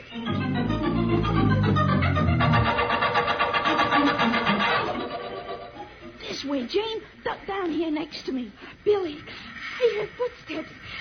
There's a guard or something coming. Jane, I hear them too. Now, just stay here and be quiet. That was close. Where do we go now? I think if we go out that door, there's a wall we can follow that'll take us to within a few yards of a ship. Come on. I was right. See, there's a ship over there. You aren't going to go across that open space, are we? How else can we get there? Someone will see us. Let's not even think about it. Get ready now. Come on.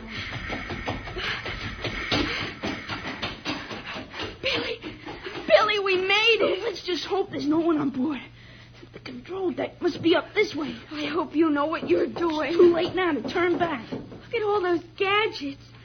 Are you sure you remember how to work them? Sure. Just leave everything to me. What are you doing? What's that for? That's the switch that turns on the atomic pile and makes graphite rods slide out. Anyhow, it's something like that. What are you doing now? Will you be quiet? I'm trying to concentrate. I'm sure this thing makes us right. And then this one is the direction control. I'm scared. Why, you girls, you're always scared. Maybe I am, but I'm right here with you anyhow. You think you're fooling me, but you're not. You're just as scared as I am, only you won't admit it. All right. Only, gee whiz, stop gabbing, won't you? How do you expect me to think? Well, here goes.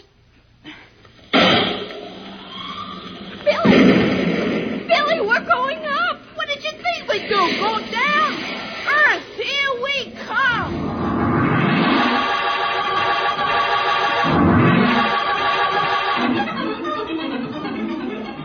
Captains, you know our plan. In an hour and a half, we strike. Scout ships will move in ahead and pick the targets. You, Captain Tor, will take your Mercurian heat ray cruisers in on the left flank, and you, Sark, will cover the right with your disintegrators. The Venusian atomic artillery platforms will hover at 500,000 miles and bombard targets of opportunity. I will be in the center, and... Sir, one of our patrols just reported a Martian scout taking off. One ship, you say, a scout? Yes, sir. Gentlemen, this is what we've been waiting for. We will strike now, but first we must destroy that scout. It may be a trick of some sort. Captain Mato, take 2 light cruisers, intercept that scout, and burn it out of space.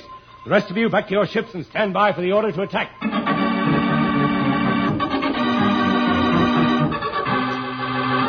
It looks as though the greatly feared war of the solar system is at hand. And all because the League of Planets squadron doesn't know that the Martian ship which just took off is being piloted by Billy and Jane, who hope to prevent the war by their getaway. What will be the fate of Billy and Jane? What is the fate of the entire planet world? We'll be back in a moment. But first, here is a message the Planet Man wants you to hear.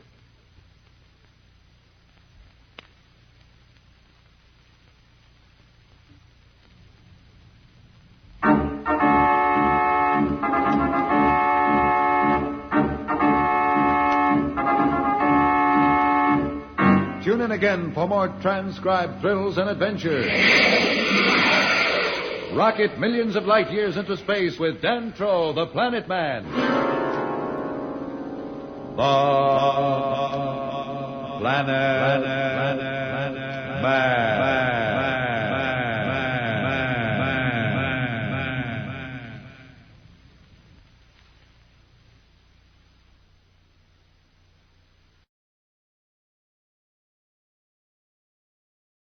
The Planet Man.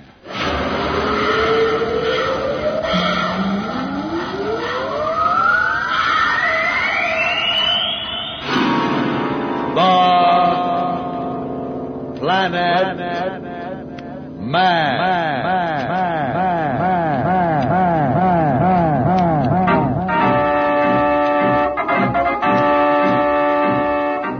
This is the fascinating story of Dantro, the Planet Man, troubleshooter for the League of Planets organization, the law enforcement body for peace and justice in the celestial world, whose headquarters and center of operations are situated on the capital of all the planets, Planaria Rex. From Mercury to Pluto, wherever danger threatens the universe, you will find Dantro, the Planet Man, fighting for fair play. In a moment, the Planet Man.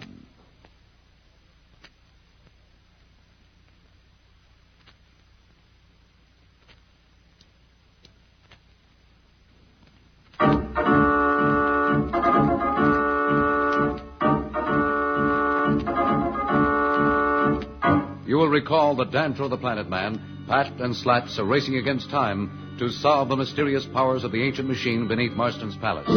Billy and Jane, having escaped from Marston, are now speeding away from Mars on a stolen spaceship, speeding right into the ray guns of the League of Planets fleet, which thinks it to be one of Marston's vanguard.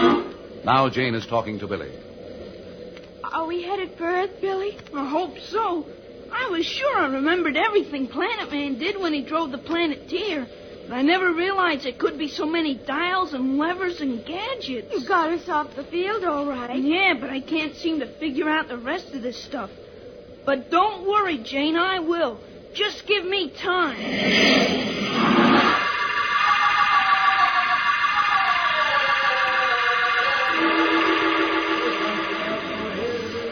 I want that ship blasted out of space. Captain, take off at once, follow that ship and catch it. If you have to go all the way to Pluto. When you do, destroy it. Nothing is going to stop us, is it, FEMA? Soon now our fleet will head for Earth. In a week, that stupid planet will be under our control. Then the rest of the planets will not dare stand against us. If they do, we will smash them.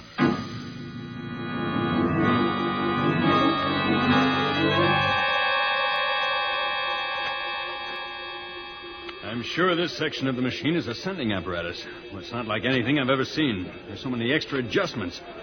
What are you getting on the receiver, Slats? We've been watching Planaria Rex and the League of Planets fleet. Something funny is happening with the fleet. It isn't time for them to strike yet. There's over an hour left, but they've been grouping in battle formation, and 2 cruisers just went off in the direction of Mars. You don't think they're going ahead without waiting? No, I know the Admiral, and he's a stickler for orders. If he's been told to wait, he'll wait. Here, you see if you can get any sense out of this, Slats. Let me take over that spy ray for a few minutes. I better check and see just what is going on. Okay, I'll take a crack at it, but if it's got you stuck, I'm sure it'll be even worse for me. I'll turn it back to Marston and see how our ugly friend is getting along. Look, there's a ship taking off there. See, at the end of the field. That must be why the League of Planets fleet is getting ready for action. Their orders are to strike if any of Marston's ships take off. But none of the other ships in Marston's fleet seem to be ready to rise. Turn it back to the League of Planets fleet. Maybe we'll learn something from them. Good idea, Pat. There. Look at that, Dantro. Oh, if I wasn't so worried about the reason, I'd think it was beautiful. Thousands of spaceships, and they move as though they were one. They know what they're doing, all right. I just hope they don't have to do it. I think I'll try to pick up the flagship. That's it. Now we'll move into the control deck and see what we can learn. The Martian scout ship has not changed course. It's some kind of trick. We'll give the ship one chance to surrender, and if they refuse, we'll blast them at once. We must not chance betraying our presence to Marston. They must be talking about that ship we just saw take off. There's something funny about that. I heard the Admiral say scout, didn't you, Slats? Yeah, that's what he said. What about it? That ship we saw take off from Mars was a cruiser, not a scout. You mean there's another ship? We'll find out in a minute. You can't cover all of space. No, but we know the ship, whatever it is headed from the field toward the fleet. We'll just backtrack. See, like this. Now keep your eyes on the screen. Even with this powerful machine, a scout ship in space is an awfully small target. Wait. Hold it. Is that it there? I think you're right. Let me sharpen the focus a little. You are right, that's it. Well, who can it be? They're headed right into the fleet.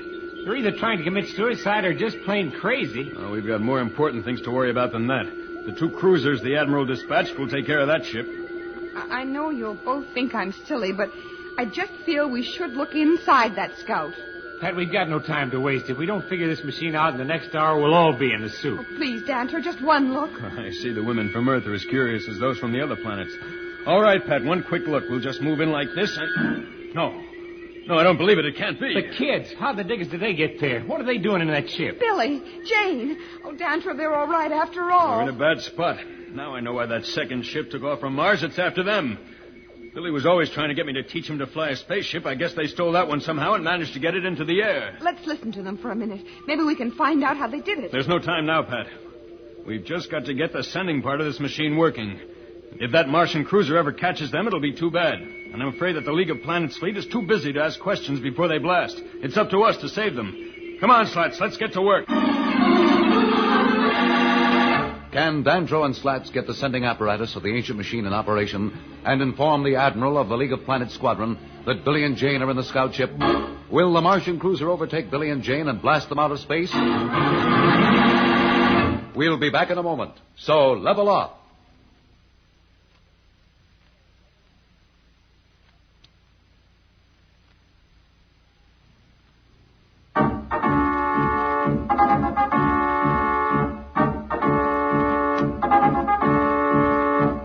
When we left Dantro, Slats, and Pat, they were trying to get the sending apparatus of the ancient machine to operate in order to inform the Admiral of the League of Planets squadron that the Martian scout was being piloted by Billy and Jane. Now we see the Admiral as he proceeds with his plan.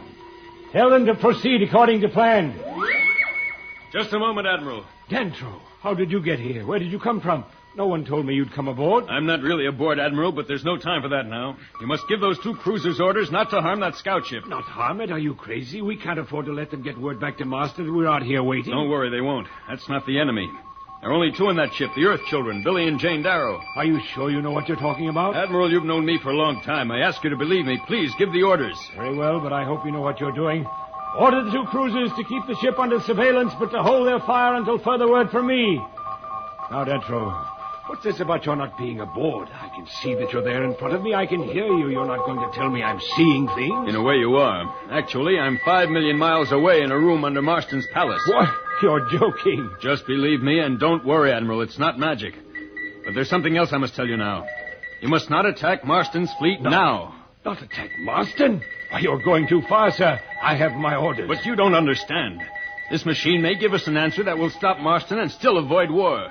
Once your fleet strikes, war's inevitable. That is not in my province to discuss. I am an officer under the orders of the League of Planets, and my orders were to attack if a ship left the field on Mars. But I told you those 2 kids are on that ship. Dantro, I know you and respect you. I have rescinded my orders to attack that scout, but now you ask me to hold up the entire fleet? That is too much. Give me an hour, then. 1 hour. Isn't it worth waiting if we can avoid solar war? Well, very well. I may be making a mistake, but I will give you that hour. But that is all. I cannot wait another second beyond it. Thank you, Admiral. I hope it'll be enough. Where are you going now? There's a Martian cruiser pursuing those kids. They're getting ready to blast them out of space. I have to stop that somehow. Oh, wait! Where did he go? Confound it. How can he be here one moment and gone the next?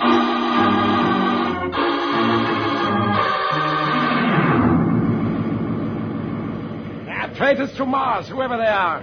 Now, we are coming into the range of the scout ship. Stand by to burn them out of space. Not so fast. Planet man. Your ray gun can't hurt me, Captain. Nothing you can do can hurt me. This is some trick. How did you get on board? Seize him. Get a good hold on him. Why are your hands passing through him? Take my word for it, you can't harm me. I'm only an image. Now listen, you must turn back to Mars. Who are you to tell me not to obey Marston? I have my orders, and nothing will stop me from carrying them out. Prepare to destroy that scout. Captain, if you do not listen, you'll regret it. Planet man, you do not frighten me. I would consider it an honor to die for our leader, Marston. Very well. You may have the chance.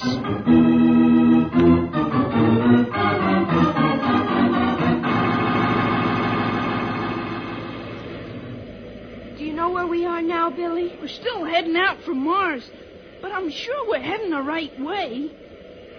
I'll figure it out sooner or later. I wish... Hey, look. I must be dreaming. We're both dreaming. It can't be. You're not dreaming. It's Dantro in a way, but there's no time to talk. Billy, snap that switch over there. It'll turn on the radar screen. What's that on the screen? It's a Martian cruiser. Unless we can do something about it, it's going to burn this scout ship in about a minute. Well, I'm glad you're here. Here, you take the control. No, Billy. I can't explain now, but it wouldn't do any good if I took over.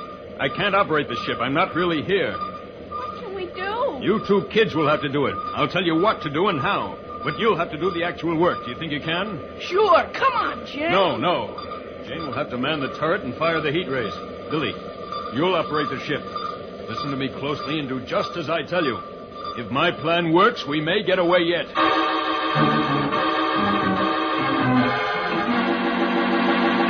Billy and Jane are now being guided by the three-dimensional image of Dantro. Will Billy and Jane follow through on Dantro's split-second instructions?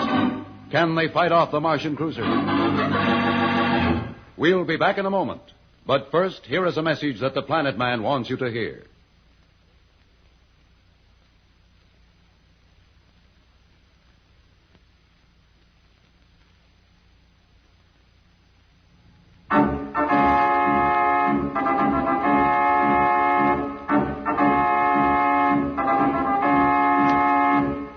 Tune in again for more transcribed thrills and adventures. Rocket millions of light years into space with Dantro, the Planet Man. The Planet Man.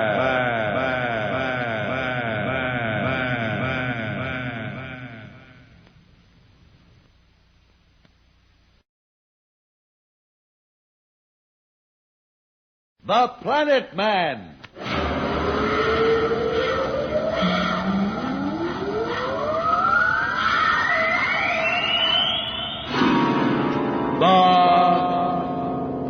Planet Man.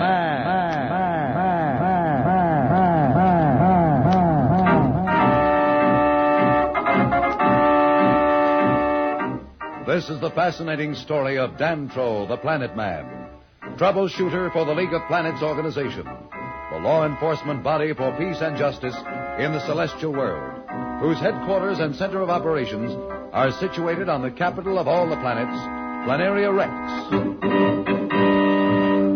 From Mercury to Pluto, wherever danger threatens the universe, you will find Dantro, the Planet Man, fighting for fair play. In a moment, the Planet Man.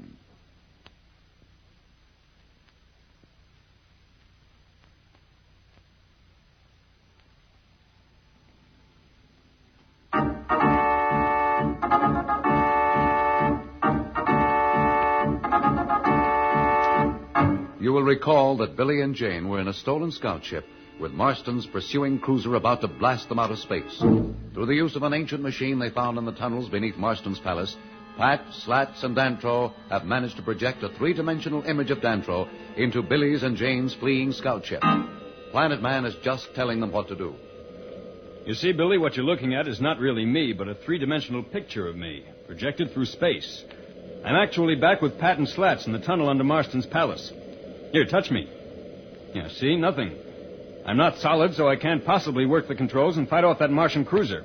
You'll have to help. Okay, I'm ready. How about you, Jane? I've never fired a ray gun before, but I'll try. That's the girl. Now, Billy, we'll let them get close enough for one battery of ray guns to be effective.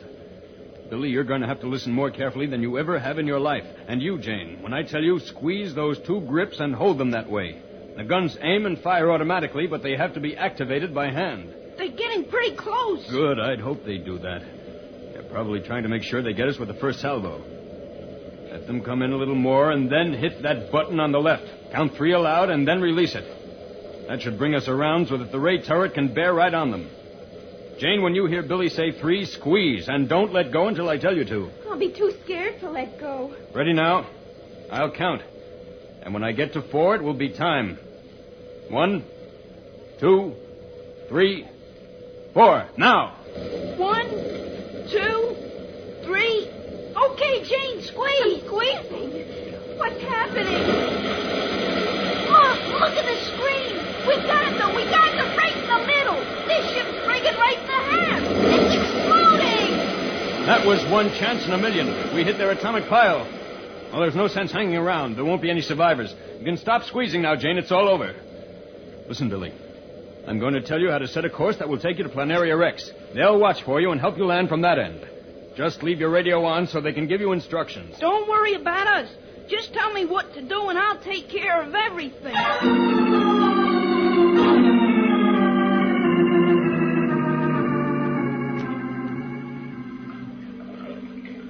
Well, now the kids are safe, but there's only a little less than an hour before the Admiral will order the fleet to strike at Marston. That's right. Do you really think this machine will be able to stop that Dantro? Well, it will if we can figure it out.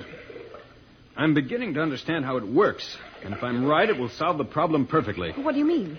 You remember that machine you saw in Planaria Rex? The one that could transmit solid objects through space by breaking them down into energy at one end and assembling them again at the other? Sure. I was hoping to get the franchise for that, and on Earth, I'd put the post office out of business. Well, I believe this machine is capable of doing that from a distance. If I have it figured right, it should be able to take Marston's entire space armada and transfer it to any planet. One so far away that would make them centuries to get back, even if they had enough fuel. Well, what are we waiting for? Let's do it. Not so fast. That's what I think the machine can do. If only I could get someone who had a really good scientific mind to help me. Someone like my father. Yeah, he'd be perfect. He sometimes seems to know how a machine works just by looking at it. So, I've got an idea. It sounds kind of crazy, maybe, but... Don't be ashamed to say it. Sometimes crazy ideas are just what you need. The kind that normally wouldn't occur to anyone. Yes, Slats, what is it? Well, see, I was just thinking... With this machine, you were able to send an image of yourself all over space, and you could act just as if you were actually there, only you couldn't really do anything but look and talk. Now, maybe you could somehow get an image of Professor Dara down here in the tunnel, and then he could tell you what he thought, and it'd be just like the two of you were actually working it out together. Well, that's a wonderful idea, isn't it, Dantro? Oh, it sounds fine. Let's try it. Slats, yeah? set the screen on Judge Augustus' office. That's where they said they'd wait. Okay. There. Yeah, look, they're waiting all right, and they look plenty worried. Here, let me talk to them. Judge Augustus, Professor Darrow, we need your help, Professor. I don't know if it will work, but we're going to try to bring a 3-dimensional image of yourself down here into the tunnel. What do you want me to do? Just get up and stand in the center of the room. If we succeed, you'll know as soon as we do. Stand still so I can get a good lineup. Is it working? I'm not sure, Pat. Let's watch. Well, my hello, goodness. Professor. What do you know? Professor Dara, fancy meeting you here. Oh, Father, am I glad to see you. So this is where you've been hiding out. It doesn't look very comfortable. Well, now, what's the problem? I'm sure you didn't go to all that trouble just to talk about the weather. Let's get to work. Dantro is trying the impossible with this extraordinary device. He has succeeded in projecting Professor Darrow's image into the tunnel so that the professor could help and then figure out how the machine can be used to break up the Martian armada. Is such a feat possible? We'll be back in a moment, so level off.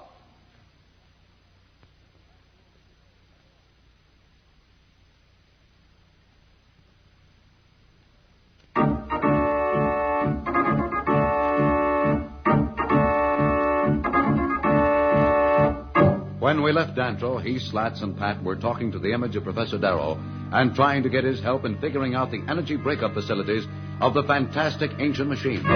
Outside of Marston's palace, the Martian fleet is ready to take off for the attack on Earth. Marston is directing the operations. All right, quiet, you fools. You have less than 10 minutes. I have decided not to wait for Professor Darrow. He's had plenty of time to decide. Those two brats will have to take the consequences. Marston! Don't bother me now. I have no time for trivialities. If I don't supervise everything personally, nothing ever goes right. I mean to see that this field is cleared in 10 minutes. My ship will take off last. Where is that cruiser that I sent after that traitorous scout crew? Why aren't they back yet?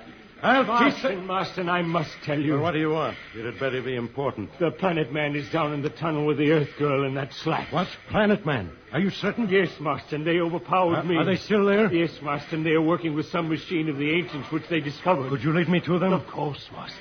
Tara! You take over here on the field. See that the Armada gets off on its way to Earth. Then wait here for me with my ship. Guard, lead the way. This time, FEMA and I will take care of Planet Man and his meddling friends. This time, I will personally burn them down. Then there will be no slips, no mistakes. Now hurry, you fool, and be quiet. We must surprise them.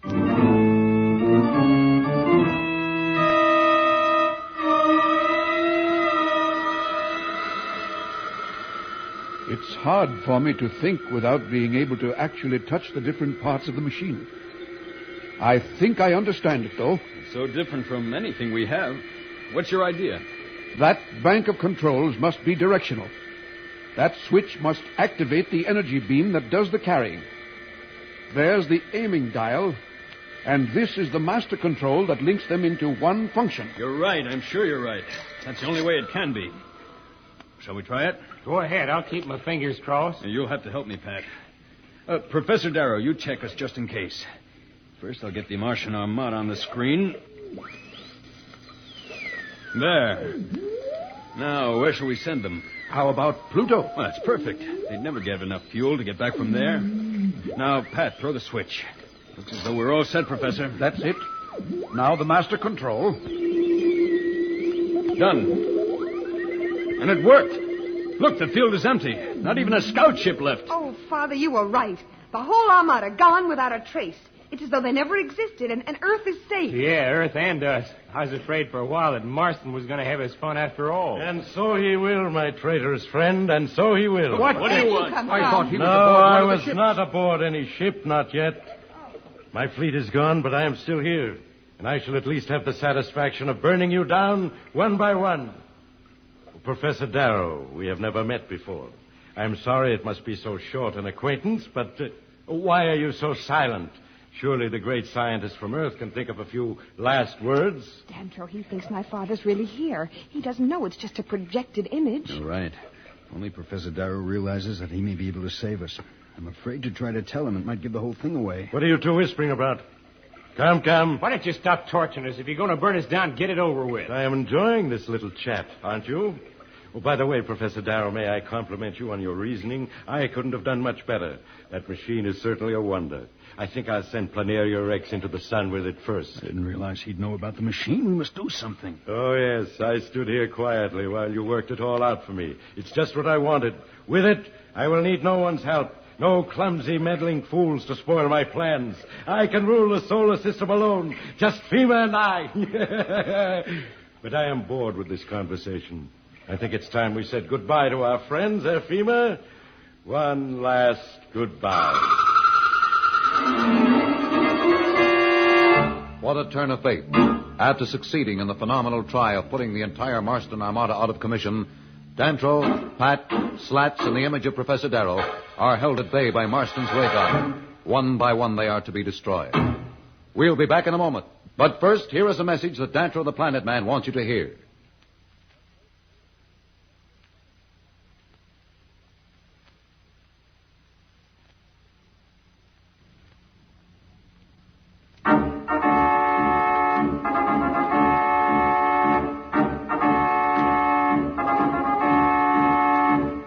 Tune in again for more transcribed thrills and adventures.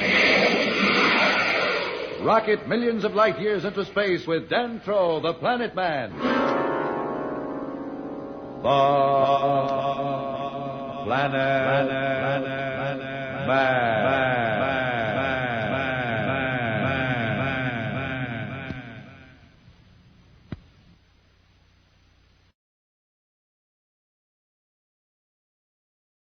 The Planet Man.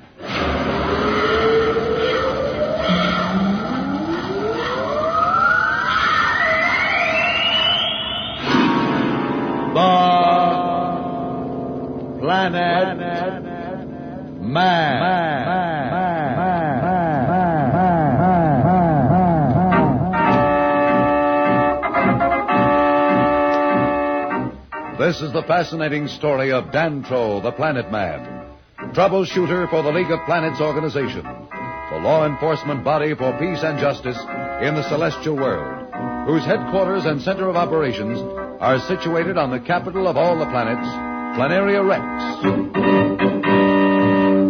From Mercury to Pluto, wherever danger threatens the universe, you will find Dantro, the Planet Man, fighting for fair play. In a moment, the Planet Man.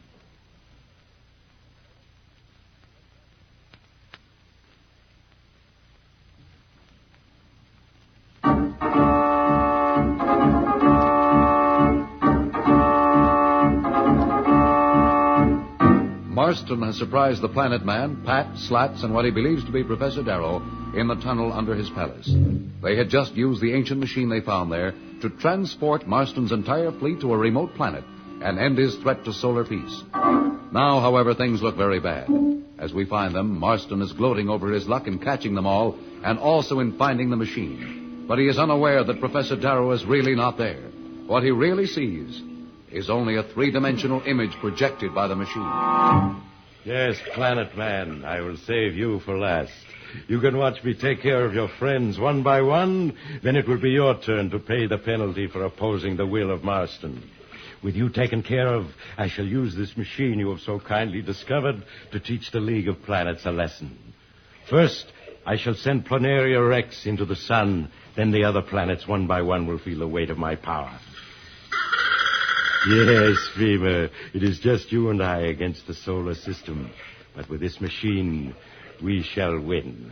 We must do something to prevent his getting this machine. It's more dangerous than his fleet, and there can be no defense against it. Stop whispering. What does it matter? You are all going to die. I think I've waited long enough. Who will be first? Even you couldn't be low enough to shoot us down without a chance. Quiet. I need no lessons from you, Professor. Be quiet or you will be the first. Marston still doesn't know that that's only an image of my father he's talking to. I hope Professor Darrow acts. He's our only chance. Marston, you don't really think we're afraid of you? I know you're afraid of me. You are not fools, and no sane man wants to die. I'll show you. Don't come near me. I'll shoot. Shoot, then. I warned you. Look, the ray went right through him. It's hit the machine. Look out! Is everyone all right? Dantro, where are you going? After Marston. He went down into the tunnel. Oh, be careful. He's armed. I have the ray gun. I took it from the guard. We'll wait here for you. Gosh, he's a brave man. I'd hate to go down there in the dark after that I maniac. wish there was some way we could help him. Oh, I'm not really worried. I think he can outsmart or outray Marston any day in the week. Well, I hope you're right. Say, we forgot to check the machine. Not much left to check, I'm afraid. Just look at it. Maybe it can be rebuilt. Oh, I doubt it. From the way Dantro talked, no one knows enough about the ancient science to do the job. We were lucky to find it in working order and then be able to figure out how to operate it. I hate to think what we would have done without it. You know, in a way, maybe it's just as well it has been destroyed. Think of what would have happened if Marston or someone like him ever really got hold of it. Yeah, it'd be like he said. He and FEMA would rule the solar... Great blazing asteroid. Oh, what's the matter? What's wrong? I just thought of something that scares me. Slats, will you please tell me what you're talking about? FEMA, that's what I'm talking about, FEMA. Oh, what about FEMA? You know what she is, don't you? A Martian flying cobra, one of the deadliest things that ever lived. Her venom just has to touch your skin and you die instantly. I know all that. What about it? Sure you know all about it. We all know all about it, but I'll bet you Dantro isn't even thinking about it. He's down there chasing Marston through those dark tunnels, thinking things are pretty even with both of them holding ray guns, and I'll bet you he's never even given a thought to that FEMA. She can see in the dark, too. Slats, you're right. We must warn Dantro somehow. Well, there's only one way to do it. Looks like I'm elected. Are you going after them? Yeah, there's no other way. Wish me luck. I do, Slats. Please be careful, but try to reach Dantro in time.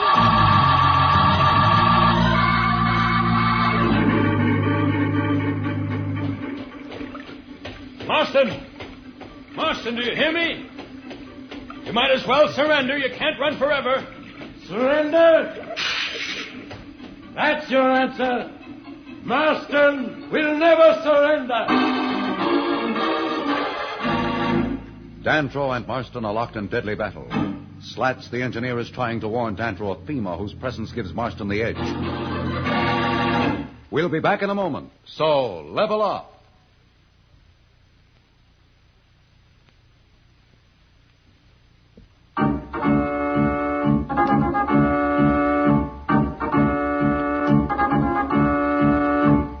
When we left Dantrell, he was pursuing Marston through the treacherous underground tunnels. Marston has fired on Dantrell but missed. Slats, in the meantime, has gone to warn Dantrell of FEMA, the deadly Martian cobra who is with Marston. Dantrell is unaware of FEMA's presence, and he stands vulnerable to attack in the tunnel. Dantrell!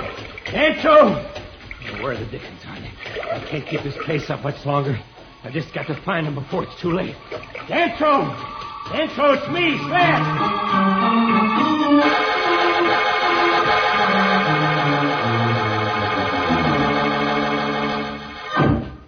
Only we had some way of knowing whether your trick worked, Professor Darrow. You say you deliberately drew Marston's fire, knowing that his ray would pass right through your image?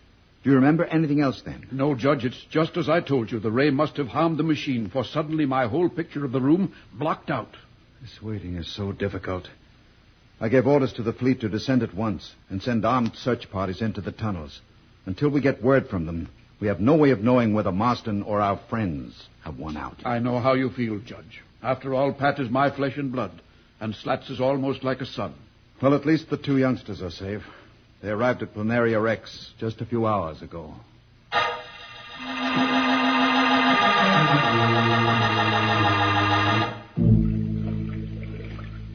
Just a little bit further, and we'll have Planet Man where we want him, huh, Fever? A little bit further, if I remember, there should be a chasm in the floor. Let him think he has me cornered, and then we'll show him our little trick. Won't we, Fever? Marston, I know you're just ahead of me. You might as well surrender. Ah, here's the edge of the chasm. Now, Fema, be ready. When I say go, see that you strike straight and true. Planet Man, you have me cornered. I cannot go any further. If you surrender now, I will see that you get a fair trial.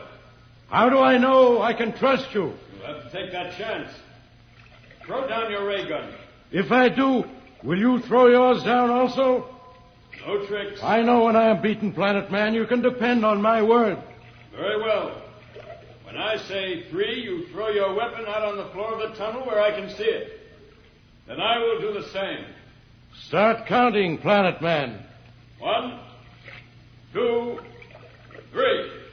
There it goes. And there is mine. Now, Fema, strike. Dantrell, Fema, look out! No! Marston, that was your last bit of treachery. I'm coming after you. Planet Man, you still live. Fema, you failed me. Look out, Marston, the chasm! No!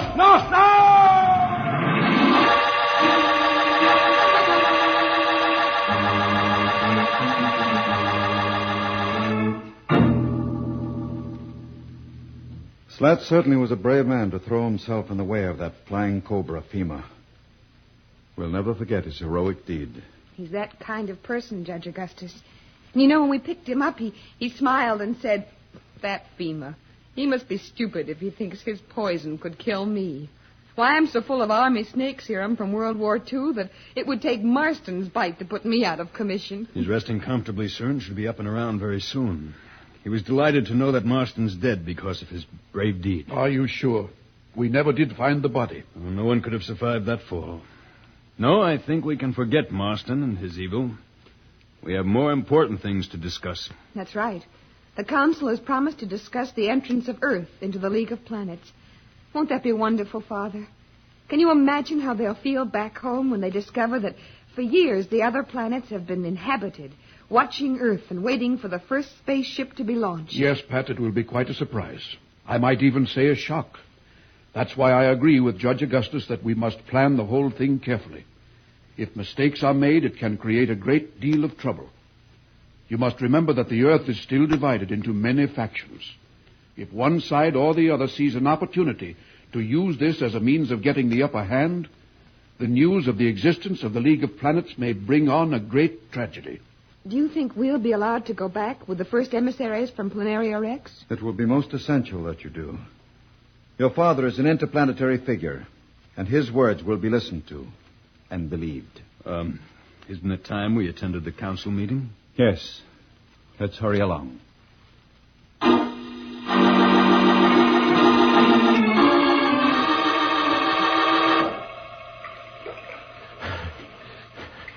Alone in the darkness. They think Marston is dead, but they've not heard the last of Marston. Here in this room are machines of the ancients they do not even dream exist. In time, I will learn how to use them. When I do, I will make the solar system pay for my suffering. One by one, the planets shall feel the weight of my anger. One by one. It will take time, but I can wait. Marston can wait. Marston still lives, alone. But even alone, his presence is dangerous. What can one person like Marston do? What are these machines of which he speaks? And what powers do they hold? We'll be back in a moment. But first, here is a message that the Planet Man wants you to hear.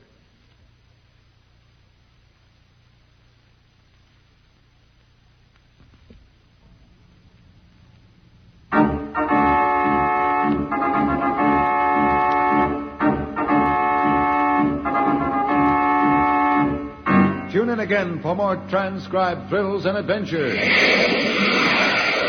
Rocket millions of light years into space with Dantro, the Planet Man. The Planet Man.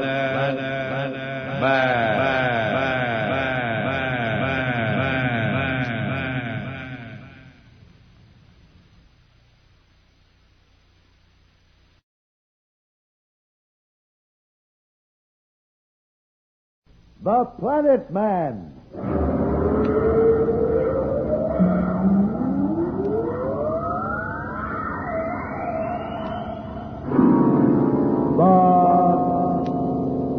Planet Man.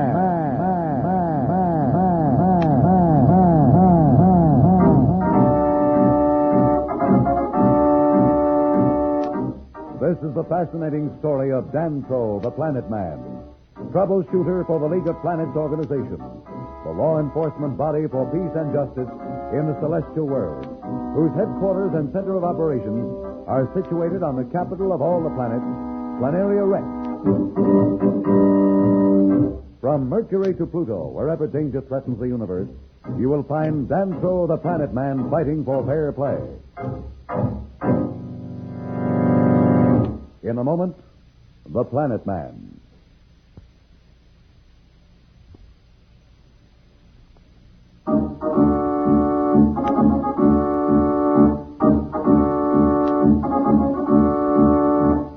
You will recall that our friends were safe at last back on Planaria Rex after successfully thwarting Marston's plans to conquer the Earth. They and Dantro the Planet Man believe Marston to be dead, victim of his own evil.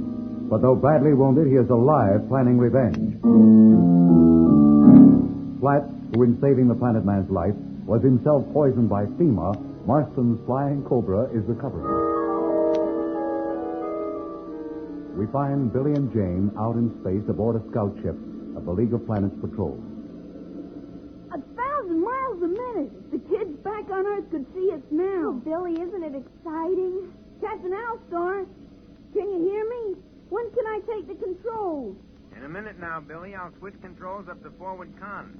We'll be clear of the regular space lanes by then.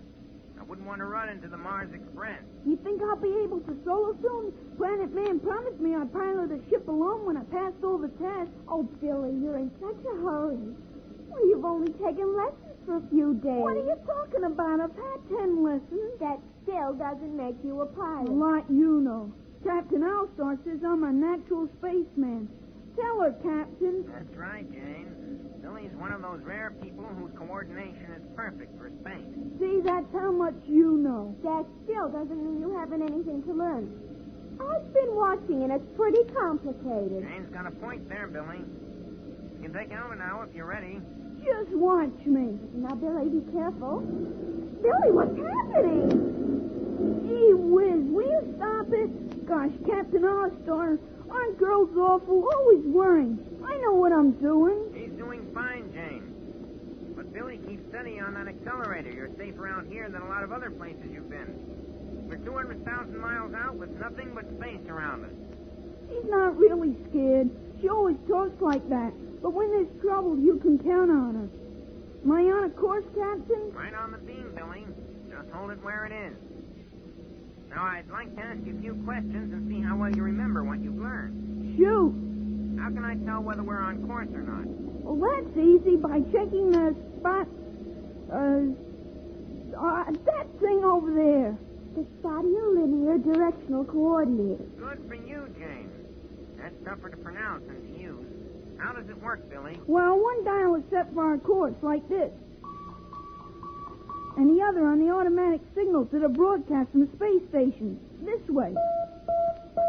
Now, if the two lines on the screen are exactly parallel, we're on course, right? Couldn't be righter. Now, how about that red switch on your left? What's it for? And let's see how you use it. That's the four-screen control. When you pull it, the ship is surrounded completely by a defensive screen. It's in case we're attacked or a meteor or something comes too close. Watch. Good boy, Billy. Okay, turn it off.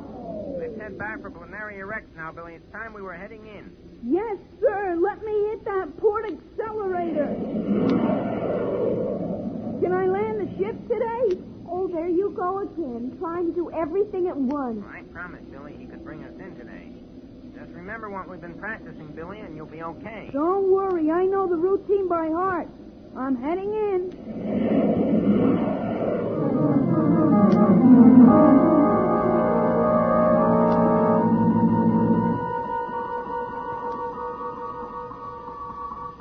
This is Spaceport, Planaria Rex, calling freighter Centurion of Mercury. Land in Area 5, all clear for you. Hello, Miss Darrow. You're the nicest thing that's happened here all day. Can I show you around the control tower? Oh, thank you, Lieutenant, but I'm afraid I'm in a bit of a hurry. Have Billy and Jane landed yet? No, but they're due any minute now. Can't I help you? Well, that's nice of you, but I'm afraid not. I have some important news for them. I can reach them over the communicator beam if you like. Oh, no, it can wait. Besides, Billy's got enough to think about flying that scout. Yes, I guess you're right. He's making his first landing today. Landing? Well, is it safe? Perfectly safe. Billy's flying like a veteran. Captain All-Star, our top pilot's been with him. He says Billy's one of the best students he's had. Don't worry. Hello, Spaceport Planaria Rex. This is Captain All-Star. My scout is coming in. Request area for landing. All clear, Captain. Take area 4. Roger and out. It's over there, Miss Darrow. You'll get a good view from up here on the control tower deck. Don't be surprised at what you see. Well, there's nothing wrong, is there? No, not at all. The first time anyone lands one of those scouts, they get a real jolt. Oh. It's hard to gauge their speed exactly, and it takes practice to come in just right. Well, they won't crash or anything. Not a chance. All our ships are equipped with auto landing gear. Auto what? It's a beam that cuts in automatically when they come down too fast. It acts like a kind of bumper. They'll bounce a little, but it's perfectly safe. You'd have seen me bounce on my first landing.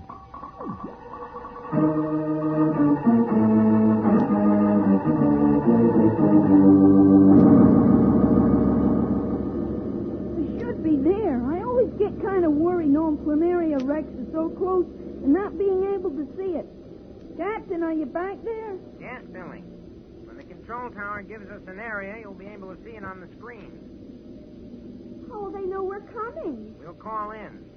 As a matter of fact, Billy, you'd better do it now. Check. Hello, Darrow calling Spaceport, Planaria Rex. Darrow calling Planaria Rex. Can you read me? Come in. Spaceport, Planaria Rex. Come in, Pilot Darrow. Oh, boy, Pilot Darrow. Hear that, Jane? Better get your landing clearance, Billy. Oh, gosh, I forgot. Darrow to Spaceport, are we clear to land? Spaceport to Darrow. You're clear to land. Take area 4. Good luck. Thanks. Now watch the visa screen there. It's like magic.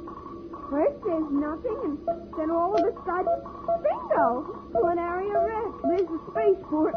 Area 4 is that one, isn't it? Check, Billy. It's all yours. Take her in. Aren't we going in a little fast, Captain? Billy, oh my goodness!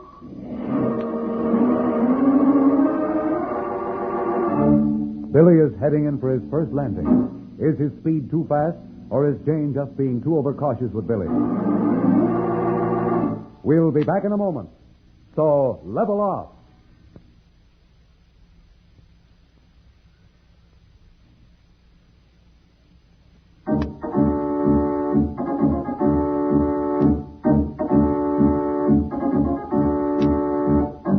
When we left Billy and Jane, they were in a scout spaceship, heading into a landing at the Planaria Rex spaceport, this being Billy's solo landing. Waiting for them is Pat, who is accompanied by a lieutenant of the League of Planets squadron. The lieutenant is talking. Here they come, Miss Darrow. See over there? He's really traveling. Are you sure there's no danger? Not at all, but they're due for a surprise. Watch. Oh, no. Why, he bounced 100 feet into the air. But there he goes again. Oh, they're down now. Oh, I'm going over to the area. Come on, I'll run you over in my jet jeep.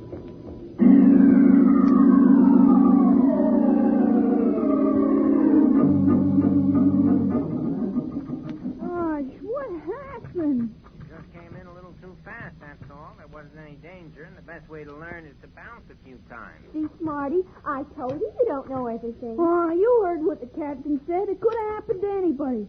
Come on, let's get back and see what's happening to Pat and Dantro. Go on, Captain. Thanks. Goodbye, Captain All-Star. Bye, kids, and happy landing.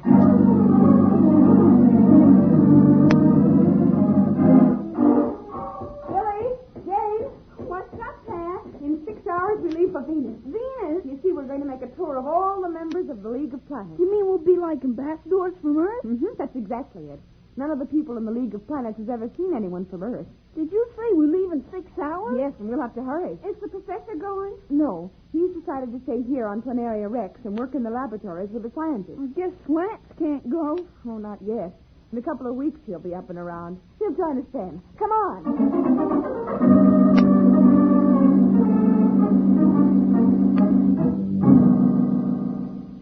Well, Judge Augustus, we leave in an hour. Dantro, I wanted to be sure you realize how important this trip is. I know everyone will like Pat, Billy, and Jane, but we don't want anything unforeseen to happen. They'll make friends with everyone, I'm sure. That's not what I'm worried about. Marston have friends on all the planets, and they're still very active. To keep Earth out of the League of Planets, they might even resort to violence. So be prepared for anything. A whole new world of adventure seems to be in store for Billy, Jane, and Pat as they prepare for their interplanetary tour. What thrills lie ahead?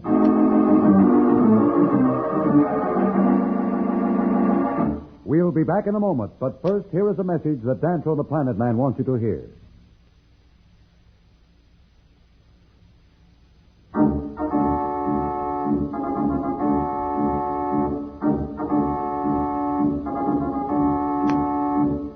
Tune in again for more transcribed thrills and adventures. Rocket millions of light years into space with Dantro the Planet Man. The Planet Man.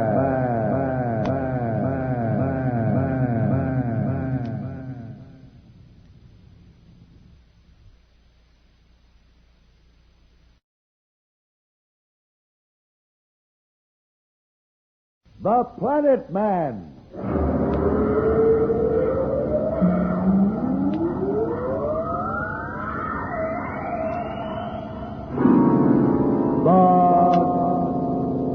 Planet Man.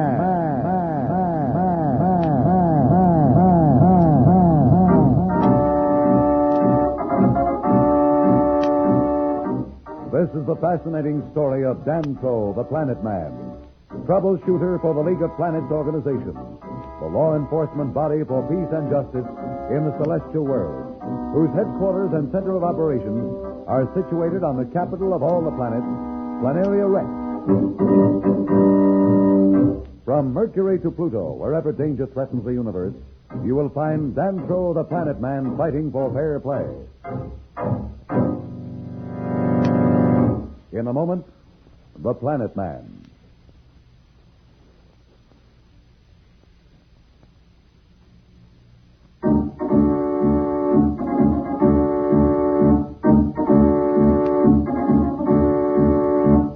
You will remember that Billy, Jane, and Pat Darrow were about to take off from Planaria Rex with Dantro the Planet Man for Venus.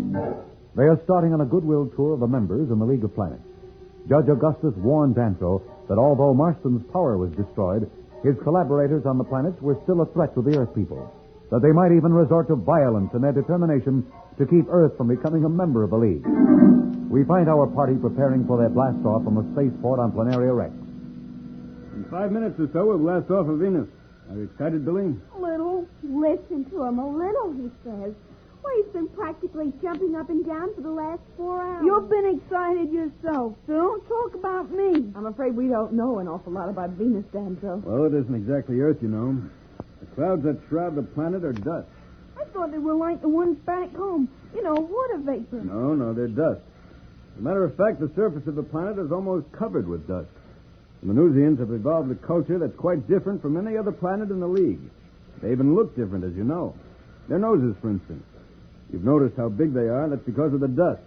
They have a kind of filter that's part of their bodies that enables them to breathe. Oh, I wondered about that. And about the extra eyelid they seem to have. It's transparent. I guess that's to protect their eyes from the dust. Yes, exactly, Pat. But do they live out in the middle of the dust all the time? Doesn't it get into their food and everything? Well, one time they did. But for centuries, they've lived under tremendous transparent domes. Their cities are covered by them. We'll be quite comfortable inside them. Won't we ever go outside? Oh, yes, but when we do, we'll have to wear respirators to filter out the dust. I couldn't help laughing when I first saw the Venusian ambassador's big nose. I guess nature knows what she's doing. They'll have the laugh on us with our respirators. Well, they're much too polite to laugh. But you're right about nature. You'll find as we travel around that some of the races in the League of Planets will look pretty funny to you. But there's always a good reason for it. They've each adapted to the environment of the place they live. That's why even the people back on your Earth are different. Isn't it getting close to blast-off time? Oh, just about, Billy. I want to give the ship a quick check, though, before we go up. That's funny. What's funny? I may be just imagining things, but the controls don't feel right to me. Particularly the counter-gravity stabilizer. Gee, you don't think it's busted, do you? Will it delay our trip? Not busted, Billy. Broken. Gee whiz, what's the difference? You know what I mean. Will it, Danto? Will it delay us? Don't distract him, Billy. Oh, that's all right. After all, Billy wants to learn. The pilot needs to know his ship. Sure, you women don't understand these mechanical things. Now, what seems to be the trouble? Oh, I'm afraid it's a little too technical even for you, Billy. I better call the flight engineer. I checked the entire ship with him myself before, but I'll ask him to go over this counter-gravity stabilizer again. Flight engineer, report to control deck at once.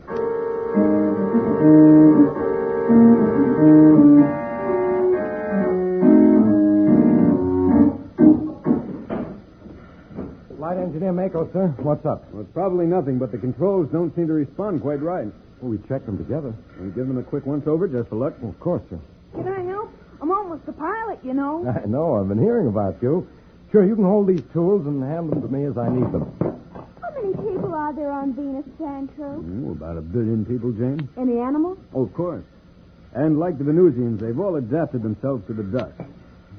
There's another inhabitant of Venus that's almost a legend. Very few of them have ever been seen. There isn't even a picture of one, and most Venusians doubt that they exist. He sounds mysterious. What are they? Well, the Venusians call them dusties. They're almost humanoid in appearance from the stories I've heard. No one really knows much about them, but they've been credited with almost magical powers. Do you believe that? I'm afraid I don't know what to believe, Jane. I've traveled around the solar system and seen too many unbelievable things to be sure of anything. There's certainly no evidence to support that belief, though. Probably just a sort of legend more than anything else. Oh, any luck, Mako?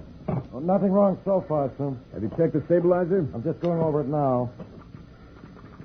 Seems okay. Wait a minute. Billy, hand me that round tube. It can't be. Trouble?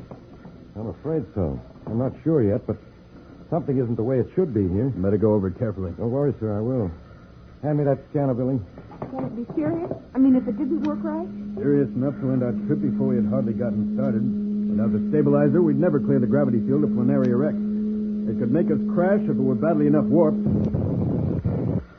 Jumping sun talk, this is awful. Did I give you the wrong tool? No, the tool's all right, but something else is awfully wrong.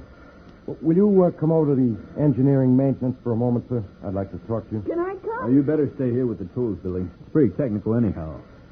And I've got to look at some relay charts. I'll explain it to you when I get back.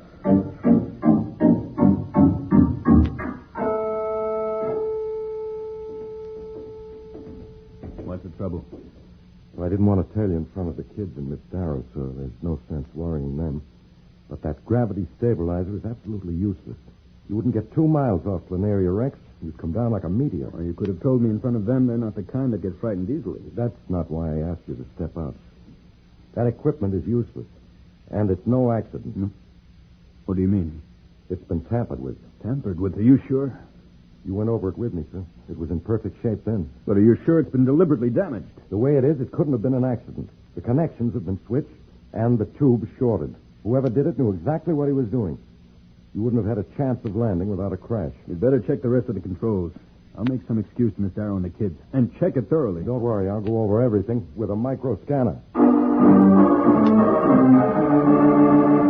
There's trouble ahead for the League of Planets group before they even take off on their goodwill trip. Who is behind this sabotage? We'll be back in a moment. So level up.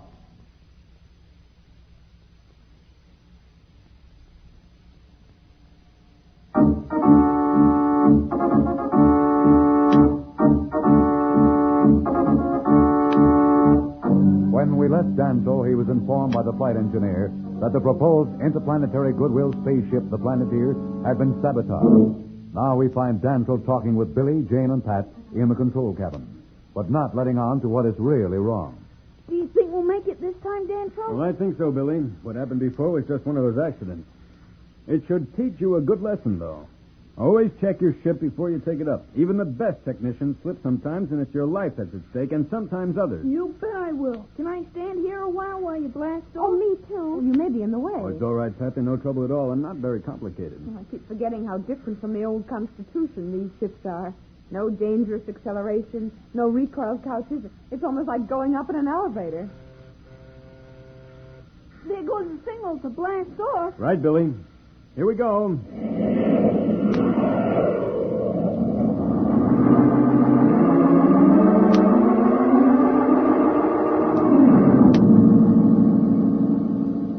Boy, this ship really travels. Can I take over the controls soon? Maybe not this trip, Billy. Don't worry, you'll have a lot of chance to be traveling a lot for a while now. We'll be out of these dust clouds in a minute, and then you'll be able to take your first look at Venus. I've always thought that the clouds were water vapor, like the clouds on Earth. Well, if they were, Venus would be a lot better off. As it is, they have ways that will seem quite strange to you. Oh, but you'll see it yourself in a little while now. There, now you can see the planet. Why, it looks like a big desert. Hey, what's that thing down there? It looks like a big bubble. Well, that's Venusport. I told you their cities were covered with tremendous domes to keep out the dust storms. But how do we get in? Well, they have locks like the airlocks on a spaceship. You go through one door, which seals, and then we can go through the second, through to the city itself. Do they know we're coming? Oh, I've already signaled ahead. You see that directional arrow? If we keep it lined up with the beam, we will come right onto the port. I see it. It's that round opening. Yeah, that's right. We'll have to slow down. There, a second door ahead of us now. What's opening? The outer door must be closed then. Here we go. See the landing field is below us. Yes, and there's a delegation waiting for us to land. They'll probably make a speech. Yes, this is quite an event for Venus. Not often they have visitors from the other planets.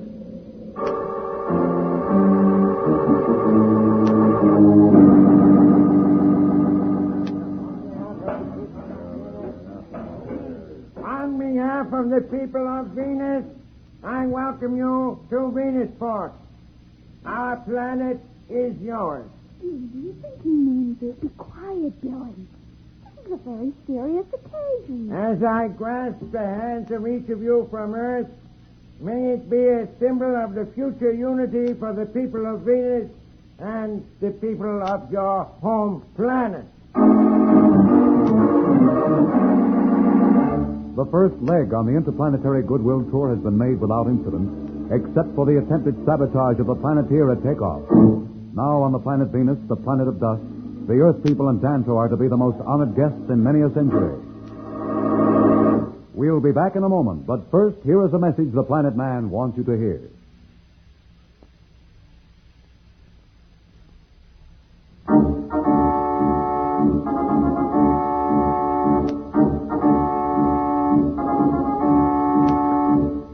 Tune in again for more transcribed thrills and adventures.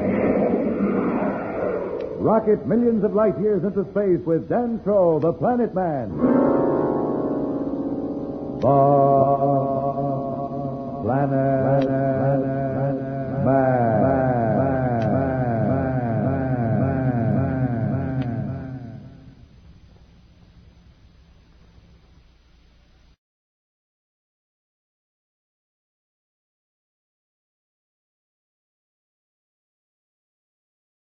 The Planet Man.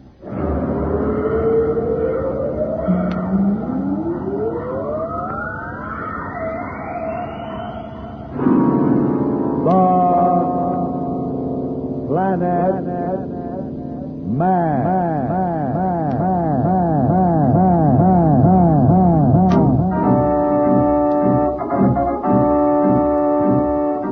This is the fascinating story of Dantro, the Planet Man, troubleshooter for the League of Planets organization, the law enforcement body for peace and justice in the celestial world, whose headquarters and center of operations are situated on the capital of all the planets, Planaria Rex. From Mercury to Pluto, wherever danger threatens the universe, you will find Dantro, the Planet Man, fighting for fair play. In a moment, the Planet Man.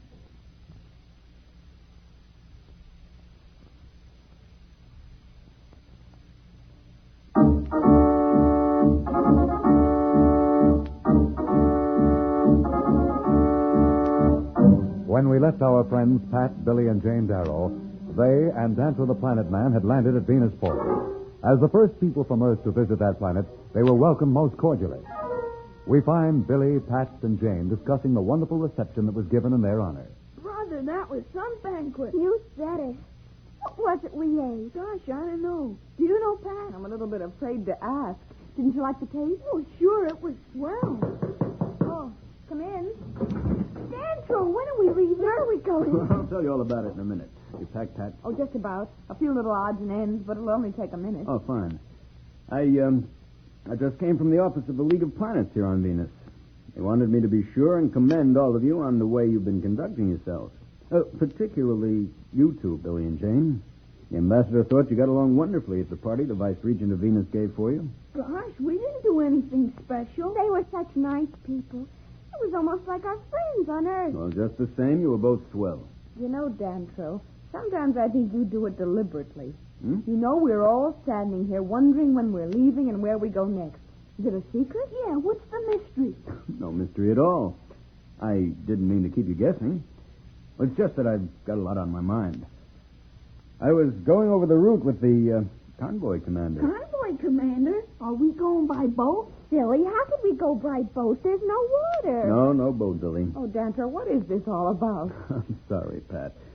Well, here's the story. We leave here in about half an hour and travel in convoy by dust buggy to Galanta. What's a dust buggy? Where's Galanta? Well, a dust buggy is like, well, I guess back on Earth you'd call it a sled. It has an enclosed cabin to keep out the dust. It's driven by jets along the tops of the dust the way a sled goes over the snow. Galanta's the biggest city here on Venus. Well, it's about 600 miles from Venusport. Couldn't we go by air? Well, we could, but I thought you might like to see something of Venus. It'll take a little longer this way, but you could get a good look at the countryside. The buggy's built to take all kinds of conditions. It will be part of a convoy. It sounds exciting. Yes, it will be. I'll never forget the first time I traveled across Venus. It's an experience you'll never forget. Pat, can I talk to you a minute? Oh, certainly. Come into my room. You get your things together, kids. We'll be right back.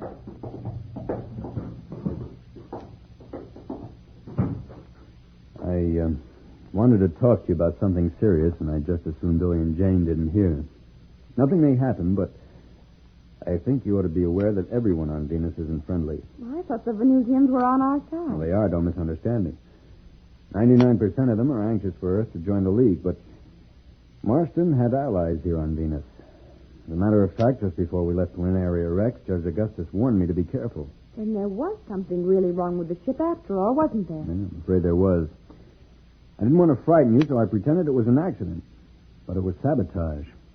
There's no question about it, and I'm afraid it's only the beginning. Do you think they'll really try to hurt us? Well, I'm afraid they may, Pat.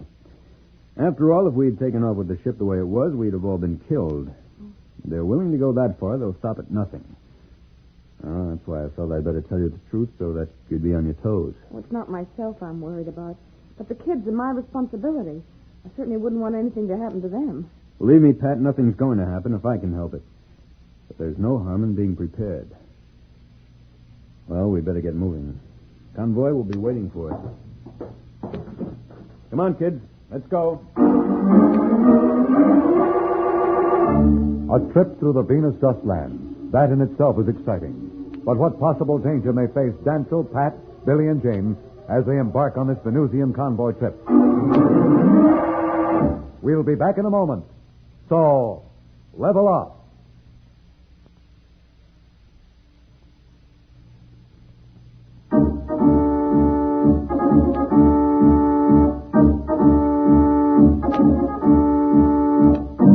When we left Danto, Pat, and the two kids, Billy and Jane, they were about to leave Venusport for an overland trip to Galanta, which would take them over the treacherous Venus dust. As we find them now, they are speeding along in a Venusian dust buggy, and the ride is apparently full of thrills. Boy, Billy, isn't this wonderful? It's like a roller coaster back on Earth. Here comes another hill. Hang on. Oh, boy, what a ride! I told you you'd enjoy this. If we'd gone by air, you'd have missed all the fun. Oh, it is exciting, but I can't help but wonder what would happen if our dust buggy conked out. Don't worry, that's why we travel in convoys. We just transfer to one of the other buggies. If we lost the convoy, we could use our communicator, and they'd send out a rescue party from Venusport. Well, I'm not really worried, but that landscape out there is a little frightening. I never realized there could be so much dust anywhere. Well, it's hundreds of feet deep, Pat, and these hills are moving all the time, like sand in your deserts back on Earth. Gosh, you know almost as much about Earth as we do. Well, you know, we've been watching Earth for years with the cosmic communicator. I've learned a lot about your planet and its people. That's right, I'd forgotten. I wish we had the communicator here now. I'd like to see what's going on in the sports world. You and your old sports. Look out there. We'll never see anything like that on Earth. Maybe when we get back to Planaria Rex, you can teach us some games. Boy, that's an idea. We could have games and maybe even have a League of Planets Olympics like the ones on Earth. And Judge Augustus could be an official. I bet he'd love that, wouldn't he, Dan? I wouldn't be a bit surprised. They have a game here on Venus I think you'd like. Maybe when we get to Galanta, you can watch a game. It's called Jetto. How do they play it? With one-man jets and a ball that's anti-gravitated so it floats in the air. Gosh, it sounds exciting. You think we'll run into a dust storm? Oh, let's hope not. Once you've been in one, you never want to see another. Now, we're safe enough in the buggy. It's built to travel right through storms. But with the wind blowing at 100 miles an hour, this dust is like a million sharp needles. If you were outside without protection, it would strip your clothes off in a second, and the rest of you, too, for that matter. Let's not even talk about it. It gives me the shivers. You always get scared. Maybe I do, but that doesn't stop me. That's right, Jane. Sometimes I think you pretend to be scared to make Billy feel brave. That's a secret between us women. You women are all alike, always making fun of a guy. Yes, Billy, but they are nice to have around. Oh, I guess so. Only sometimes Jane talks too much. What's that? Where? Over there on the left, way out there. See? It looks like a cloud or something. I see it all right. Jane, it looks like you're going to find out what a dust storm is like. Is that what it is? Seems so far away. At the speed it's traveling, it'll be here within a few minutes. We're in for a little rough weather. Better buckle those safety belts. Gosh, this is really something. Hadn't we better pull a little closer to the convoy? That's a good idea. We'll switch on our lights, too, the way they have, so we can see each other through the storm.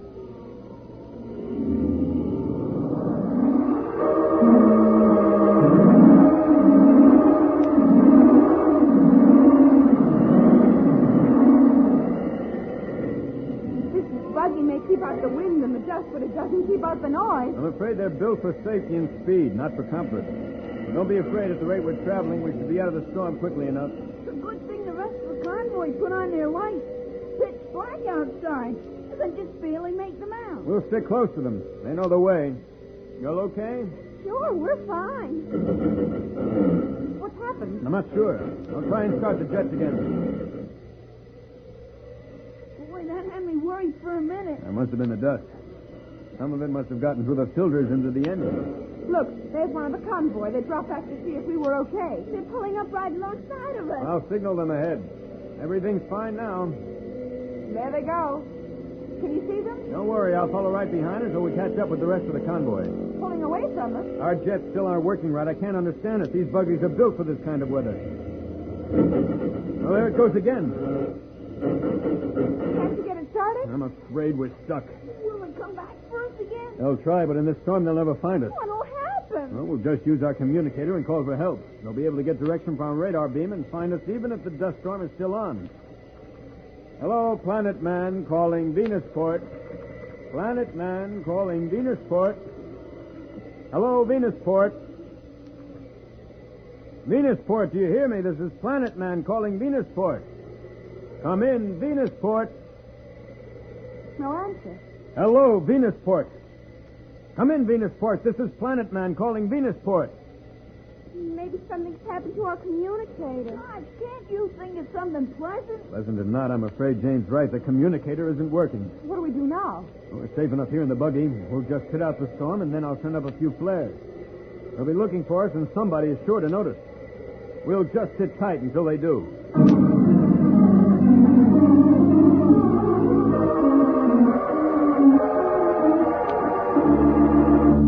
Well, our friends seem to have become the victims of a Venusian dust storm. Or has the work of some saboteurs hit its mark?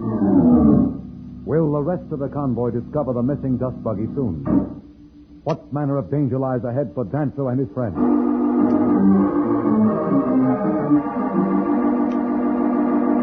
We'll be back in a moment.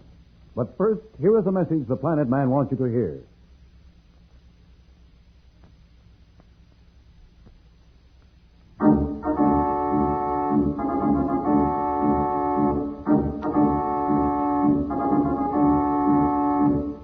Tune in again for more transcribed thrills and adventures. Rocket millions of light years into space with Dantro, the Planet Man. The Planet Man.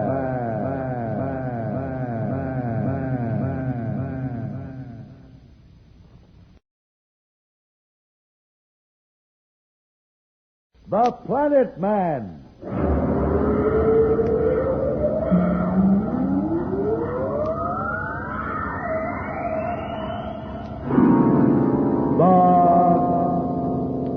Planet Man.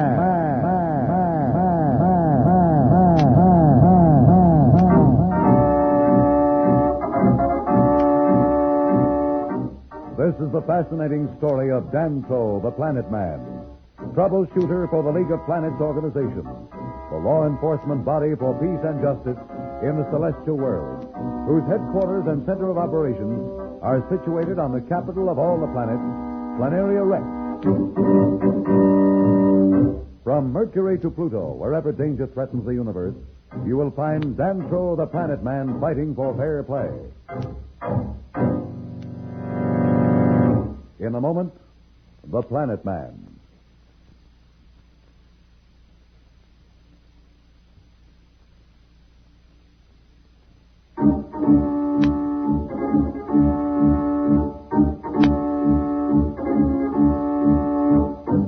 Remember, Billy, Jane, and Pat Darrow and Dantro the Planet Man were marooned on Venus amidst a sea of dust when their dust buggy broke down during a terrible storm. With their communicator not working, they have been unable to do more than sit and wait for the storm to blow itself out. Have you figured out what's wrong with the communicator yet, Dantro? Not yet, Billy. I can't understand how it could have gone out. This type of equipment is built to take a pounding for years without trouble. Maybe it needs a tube or something. Not this set. They're tubeless. That's what makes them so sturdy. Listen to that wind. Gonna have to listen to it. I can almost feel it through the buggy. That plastic shield around us must really be strong. How fast do you think it's blowing out there? Well, at least 200 miles an hour, maybe more. Gosh. Have you found the trouble yet? Yes, I found it. Can't you fix it? Not without new parts, and there aren't any extras aboard. New parts? Is it that bad? Pat, you remember what I told you just before we left Venusport? You mean about the ship? That's right. Well, it looks like this is more of the same. More of the same? Same what? I'm going to tell them, Pat. I guess you better. What's going on? Remember the trouble we had with the ship before we left Planaria Rex? I remember. It was something with the counter-gravity thing. Yes, the counter-gravity stabilizer. It was deliberately sabotaged. And the same thing has happened to this communicator. And the dust buggy, too, I think. It's as I told Pat at Venusport. Marston is gone, but his collaborators are still at work trying to achieve what he failed to do. But what good does it do them to strand us out here? Sooner or later, a search party will find us and take us back to Venusport. You're absolutely right, Jane, and that's one of the reasons why I decided to tell you and Billy the whole story. I'm afraid that the dirty work isn't over. Do you think someone in the convoy was in on it? Well, we'll probably never find out for sure who sabotaged our buggy and communicator. Say, we've been so busy talking, I didn't even notice that the storm's letting up. I hope what I've told you doesn't frighten you. You should know us better than that by now. Besides, we're all stuck together. We can take care of anything. Attaboy, Billy. That's the way to talk.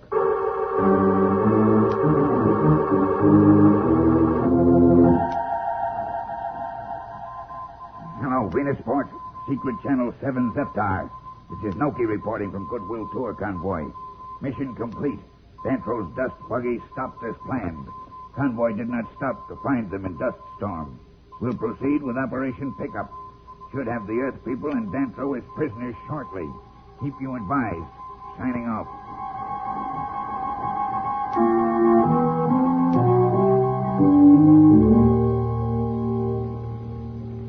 Dantro, how about going outside? The storm's over. Maybe we can fix the jets on the buggy. That's one thing we mustn't even try, Billy. That dust is like powder, and in this part of the desert, it's hundreds of feet thick. Without special shoes, you'd sink out of sight in a second. That's why the buggies have wide, flat runners like a sled so that they can coast along on top of the dust. I bet if we had a pair of snowshoes, we could walk on it. Well, as a matter of fact, the Venusians wear special dust walkers that look almost exactly like snowshoes. There aren't any on the buggy. I've already looked. What are we going to do now? Just sit here and wait? No, I'm going to climb to the top of the buggy and send up a couple of flares before it gets light. May help them find us. We want to help who's ever trying to get rid of us, too? Well, we'll just have to take that chance. Here, hold this flare gun, and when I get up on top of the buggy, hand it to me. Be careful. Don't worry, I will. Dantro, look out! It's all right, Billy. Hand me the flare gun. Just reach it up through the doorway there. There it is. Now, I've got it. Why doesn't he send up a flare? Give him time. He's coming back down again. What's the matter, Dantro? Why didn't you send up a flare? Well, that does it. The flare gun's been tampered with, too. Well, isn't there anything we can do? Maybe we can light a fire. It'd be a good idea if we had something to burn, but everything in the buggy is fireproof and there's nothing else but dust for hundreds of miles. No, I'm afraid we'll just have to sit here until it gets light and hope the rescue party finds us then. A wait for help in a sea of dust is a very long time. Sometimes it never comes. What will face our friends now? We'll be back in a moment, so level up.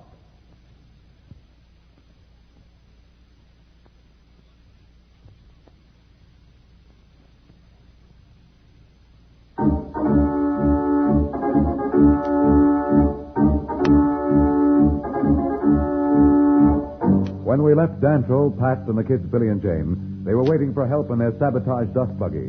They were hoping a Venusian rescue party would shortly pick them up.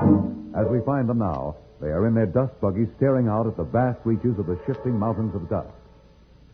Jane, what are you looking at? I was sure I saw something moving out there. Where? Out that way. It looked almost like somebody standing. It's gone now. I'm afraid it was your imagination, Jane. Even in this light, you can see for miles. There's nothing there now. She's just seeing things. Well, if she's seeing things, so am I. Look out there. You're right. I can see it, too. Looks like some kind of an animal or something's coming towards us. The Planet Man.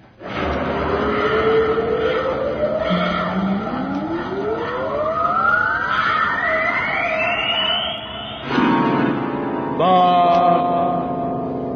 Planet Man.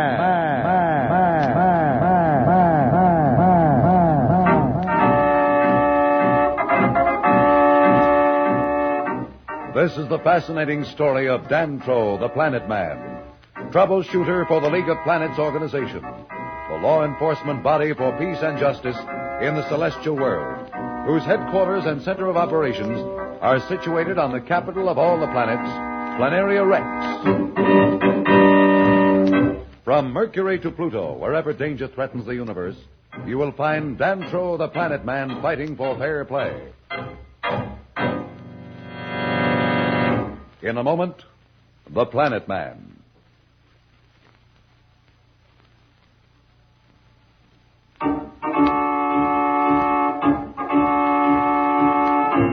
When we left the crew of Earth's first rocket expedition, they were heading for a crash on the moon. We find Dr. Darrow, his daughter Pat, Slats, the engineer, and our two young stowaways, Billy and Jane, discussing their dangerous predicament. The sound of the complicated control mechanism makes the cabin seem like a chatterbox of confusion. And from the outside can be heard the mad whining of the lunar currents. We find them now as they're getting closer and closer to the moon's surface. Slats is speaking. Our altimeter reading is dropping pretty fast, Professor. Isn't there any way we can break our fall on the moon? I've thought of everything, Pat, but there just doesn't seem to be any answer. The extra power we lost on takeoff was our only hope. Father, I know you don't like to do things second best, but in a situation like this, it might be necessary. What do you mean, Pat? Well, what about using our remaining power to go into an orbit around the moon, as we discussed in our original plan? Yes, but what good will that do? We still come to the same end, except that the agony will be prolonged. Let's do it, Professor. We got nothing to lose. Whatever it is, I'm game, Uncle John. Me too, Uncle John. You know what they say, Professor, where there's life, there's hope. It'll be a ticklish maneuver now since we've gotten into the pull of the moon and our power is limited. But if the rest of you are game, so am I. Stand by to maneuver. Pat, start the reactor. Yes, Father. Slats, check the radar rangefinder and make sure you pinpoint those readings on the moon. Yes, sir. I'll pilot. Now keep your fingers crossed. Heading 10 degrees starboard. Heading 10 degrees starboard. Cut the reactor, Pat. Cutting reactor. What's our reading? It's 63.3. We need a bit more, Professor. Hit it again, Pat. Reactor on. Are we picking it up fast enough, Slats? What's the reading? Not enough, Professor. We need a fraction more. Are you sure, Slats? I've got our heading way over, and our power can't last much longer with such a radical course heading. Slats, give me a reading. Slats, do you hear me? Give me a reading. It's 89.4. 6 more points, Professor. That's the end of our power. I hope we make it. Steady, steady. Just a bit more, old Ironsides. There. Well, we made it. We made it, Professor. Good, right that's on the fine. money. I'm so glad. Very glad. Hey, what are we all so happy about? We're right in the middle of nowhere. You mean that we're not going to land on the moon after all? I'm afraid not, Billy. What's going to happen? Nothing, Jane. We're just going to circle the moon the way the moon circles the Earth. Just look at that view of the moon. What a break. So near and yet so far. Uncle John, something is happening to the air. It's getting stuffy in here. I know, Billy. It's the air circulator slowing down. Breathing will be just a bit difficult from now on since our oxygen supply is limited.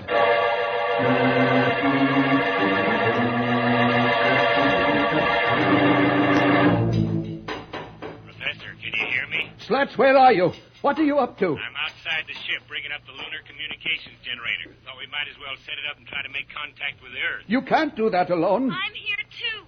Careful, Pat. Don't let go now. Pat! Slats, grab her. She's floating away. What? Quick, Slats! Slats, help me. Help me. Pat, here, grab my hand. Quick now, come on. Hold tight now. Easy. There we are. Steady now. He pulled her back, Uncle John. Pat, Slats, is everything all right? Yes, Father, thanks to Slats. I thought I was a goner. Don't forget you're out in space, Pat, and if you ever drifted away, we'd never be able to get you back. It's all okay now, Professor. We're coming in.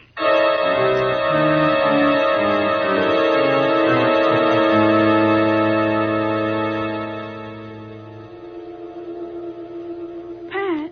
Yes, Billy? Jane and I know what's going on. What are you talking about? Pat, we know this whole trip was spoiled because we stowed aboard. It's all our fault. Now listen to me, you two, and stop feeling guilty. It wasn't the best idea for you to sneak aboard, but it did happen. And besides, we could have been wrong in our calculations. The important thing now is for all of us to face up to whatever lies ahead. And I know that you two won't let me down. Never, Pat. Not us, Pat. All right, now let's just forget the whole thing. I wonder where Slats and Father are.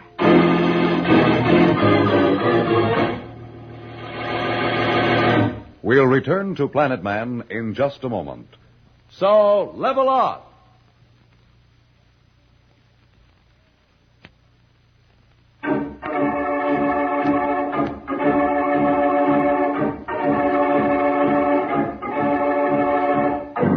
Well, it looks like the first trip from Earth to the moon is coming to its tragic end. The good ship Constitution is in a hopeless orbit about the moon. The entire crew is slowly suffocating because the oxygen supply is coming to an end. Professor Darrow and Slats are in the posterior cargo chamber. Slats is apparently up to something. Why don't you go to the control cabin, Professor, and lie down for a while? It'll be easier for you to breathe. I think I'd better stay here. I hate to have Pat and the kids see me so worried and worn out. Slats, you've got something on your mind. What is it? Well, I've been thinking, Professor. I really haven't got anybody. Nobody'd miss me, and you and Pat and the kids would have a little extra time. Now, what are you driving at? Well, a big guy like me uses a lot of oxygen. All I have to do is to step through that port, and it'll be all over in a second. You people will have a little longer. Don't be a fool, Slats. We're all in this together. Besides, if anybody goes through the port, it will be me. I'm the oldest. And besides, the whole thing is my responsibility. Now, look, Professor, I've made up my mind. There's no point in trying to stop me. No, Slats, don't jump. Don't stop me, Professor. I'll hit you. I didn't mean to hurt you, Professor, but this is the way it's got to be. So long, Professor. What's that? What's going on in there? What's that clanging? We're not clanging anything. I thought it was you. Let's. Father, look out of the port. Quick. Boy, look at that. It's mammoth. Professor, get up. Something's happened. What? There's something next to our ship. Huh? Oh, my head. Ship. Here, help me. Let me see the... What? It's impossible. But it looks like another ship is next to ours. Let me help you, Professor. We must get to the control cabin with the others. Father, Slats, what is it? I don't know, but now we'd better stay close together. Slats, where are you going? Just to get this fishing wrench. I don't know what's coming through that hatch, but I'm not taking any chances. Well, be careful and don't get too close to the hatch. Let's all be very quiet.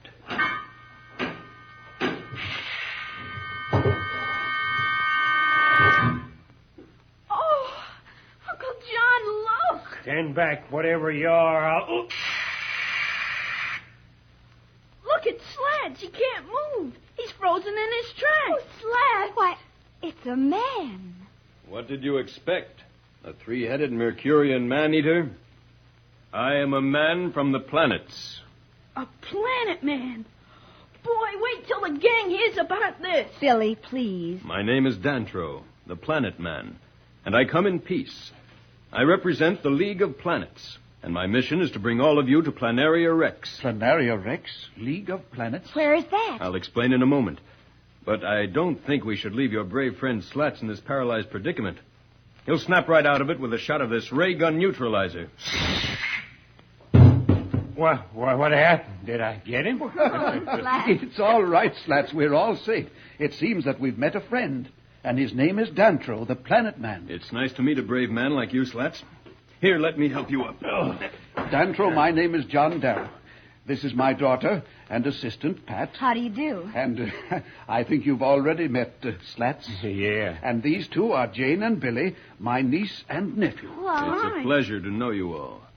You see, we've really known you for a long time, since we've been able to watch your experiments. In fact, we've been in touch with this entire trip of yours. We've even learned to speak your language. But how could you do all that? We planet men have many devices which Earth has not yet discovered. And one of them is the cosmic communicator, which enables us to see and hear across the millions of miles of space. But why have you kept the existence of the League of Planets from the Earth? Where is Planaria Rex, and why haven't I been able to chart its position? Everything will be explained to you in due time. What's that noise? It's coming from my ship. We must hurry along. It's the bogey warning oscillator telling us there are some unidentified ships approaching. But we can't leave the Constitution. Not old Ironside. Your ship will be safe in this orbit for 1,000 years.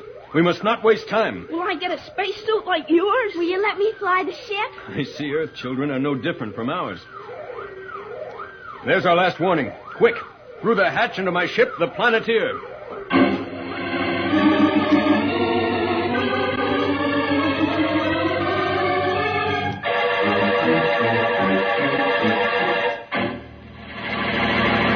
What adventures lie ahead for the Earth people?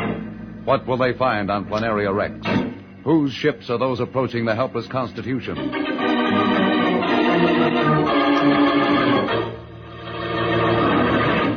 We'll be back in just a moment. But first, here is a message that Dantro the Planet Man wants you to hear.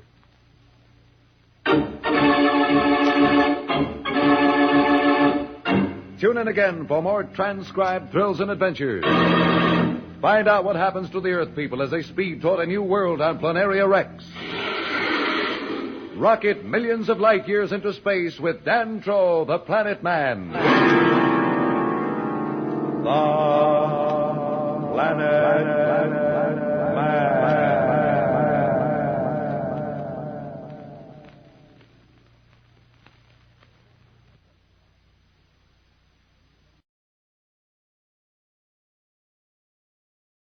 The Planet Man.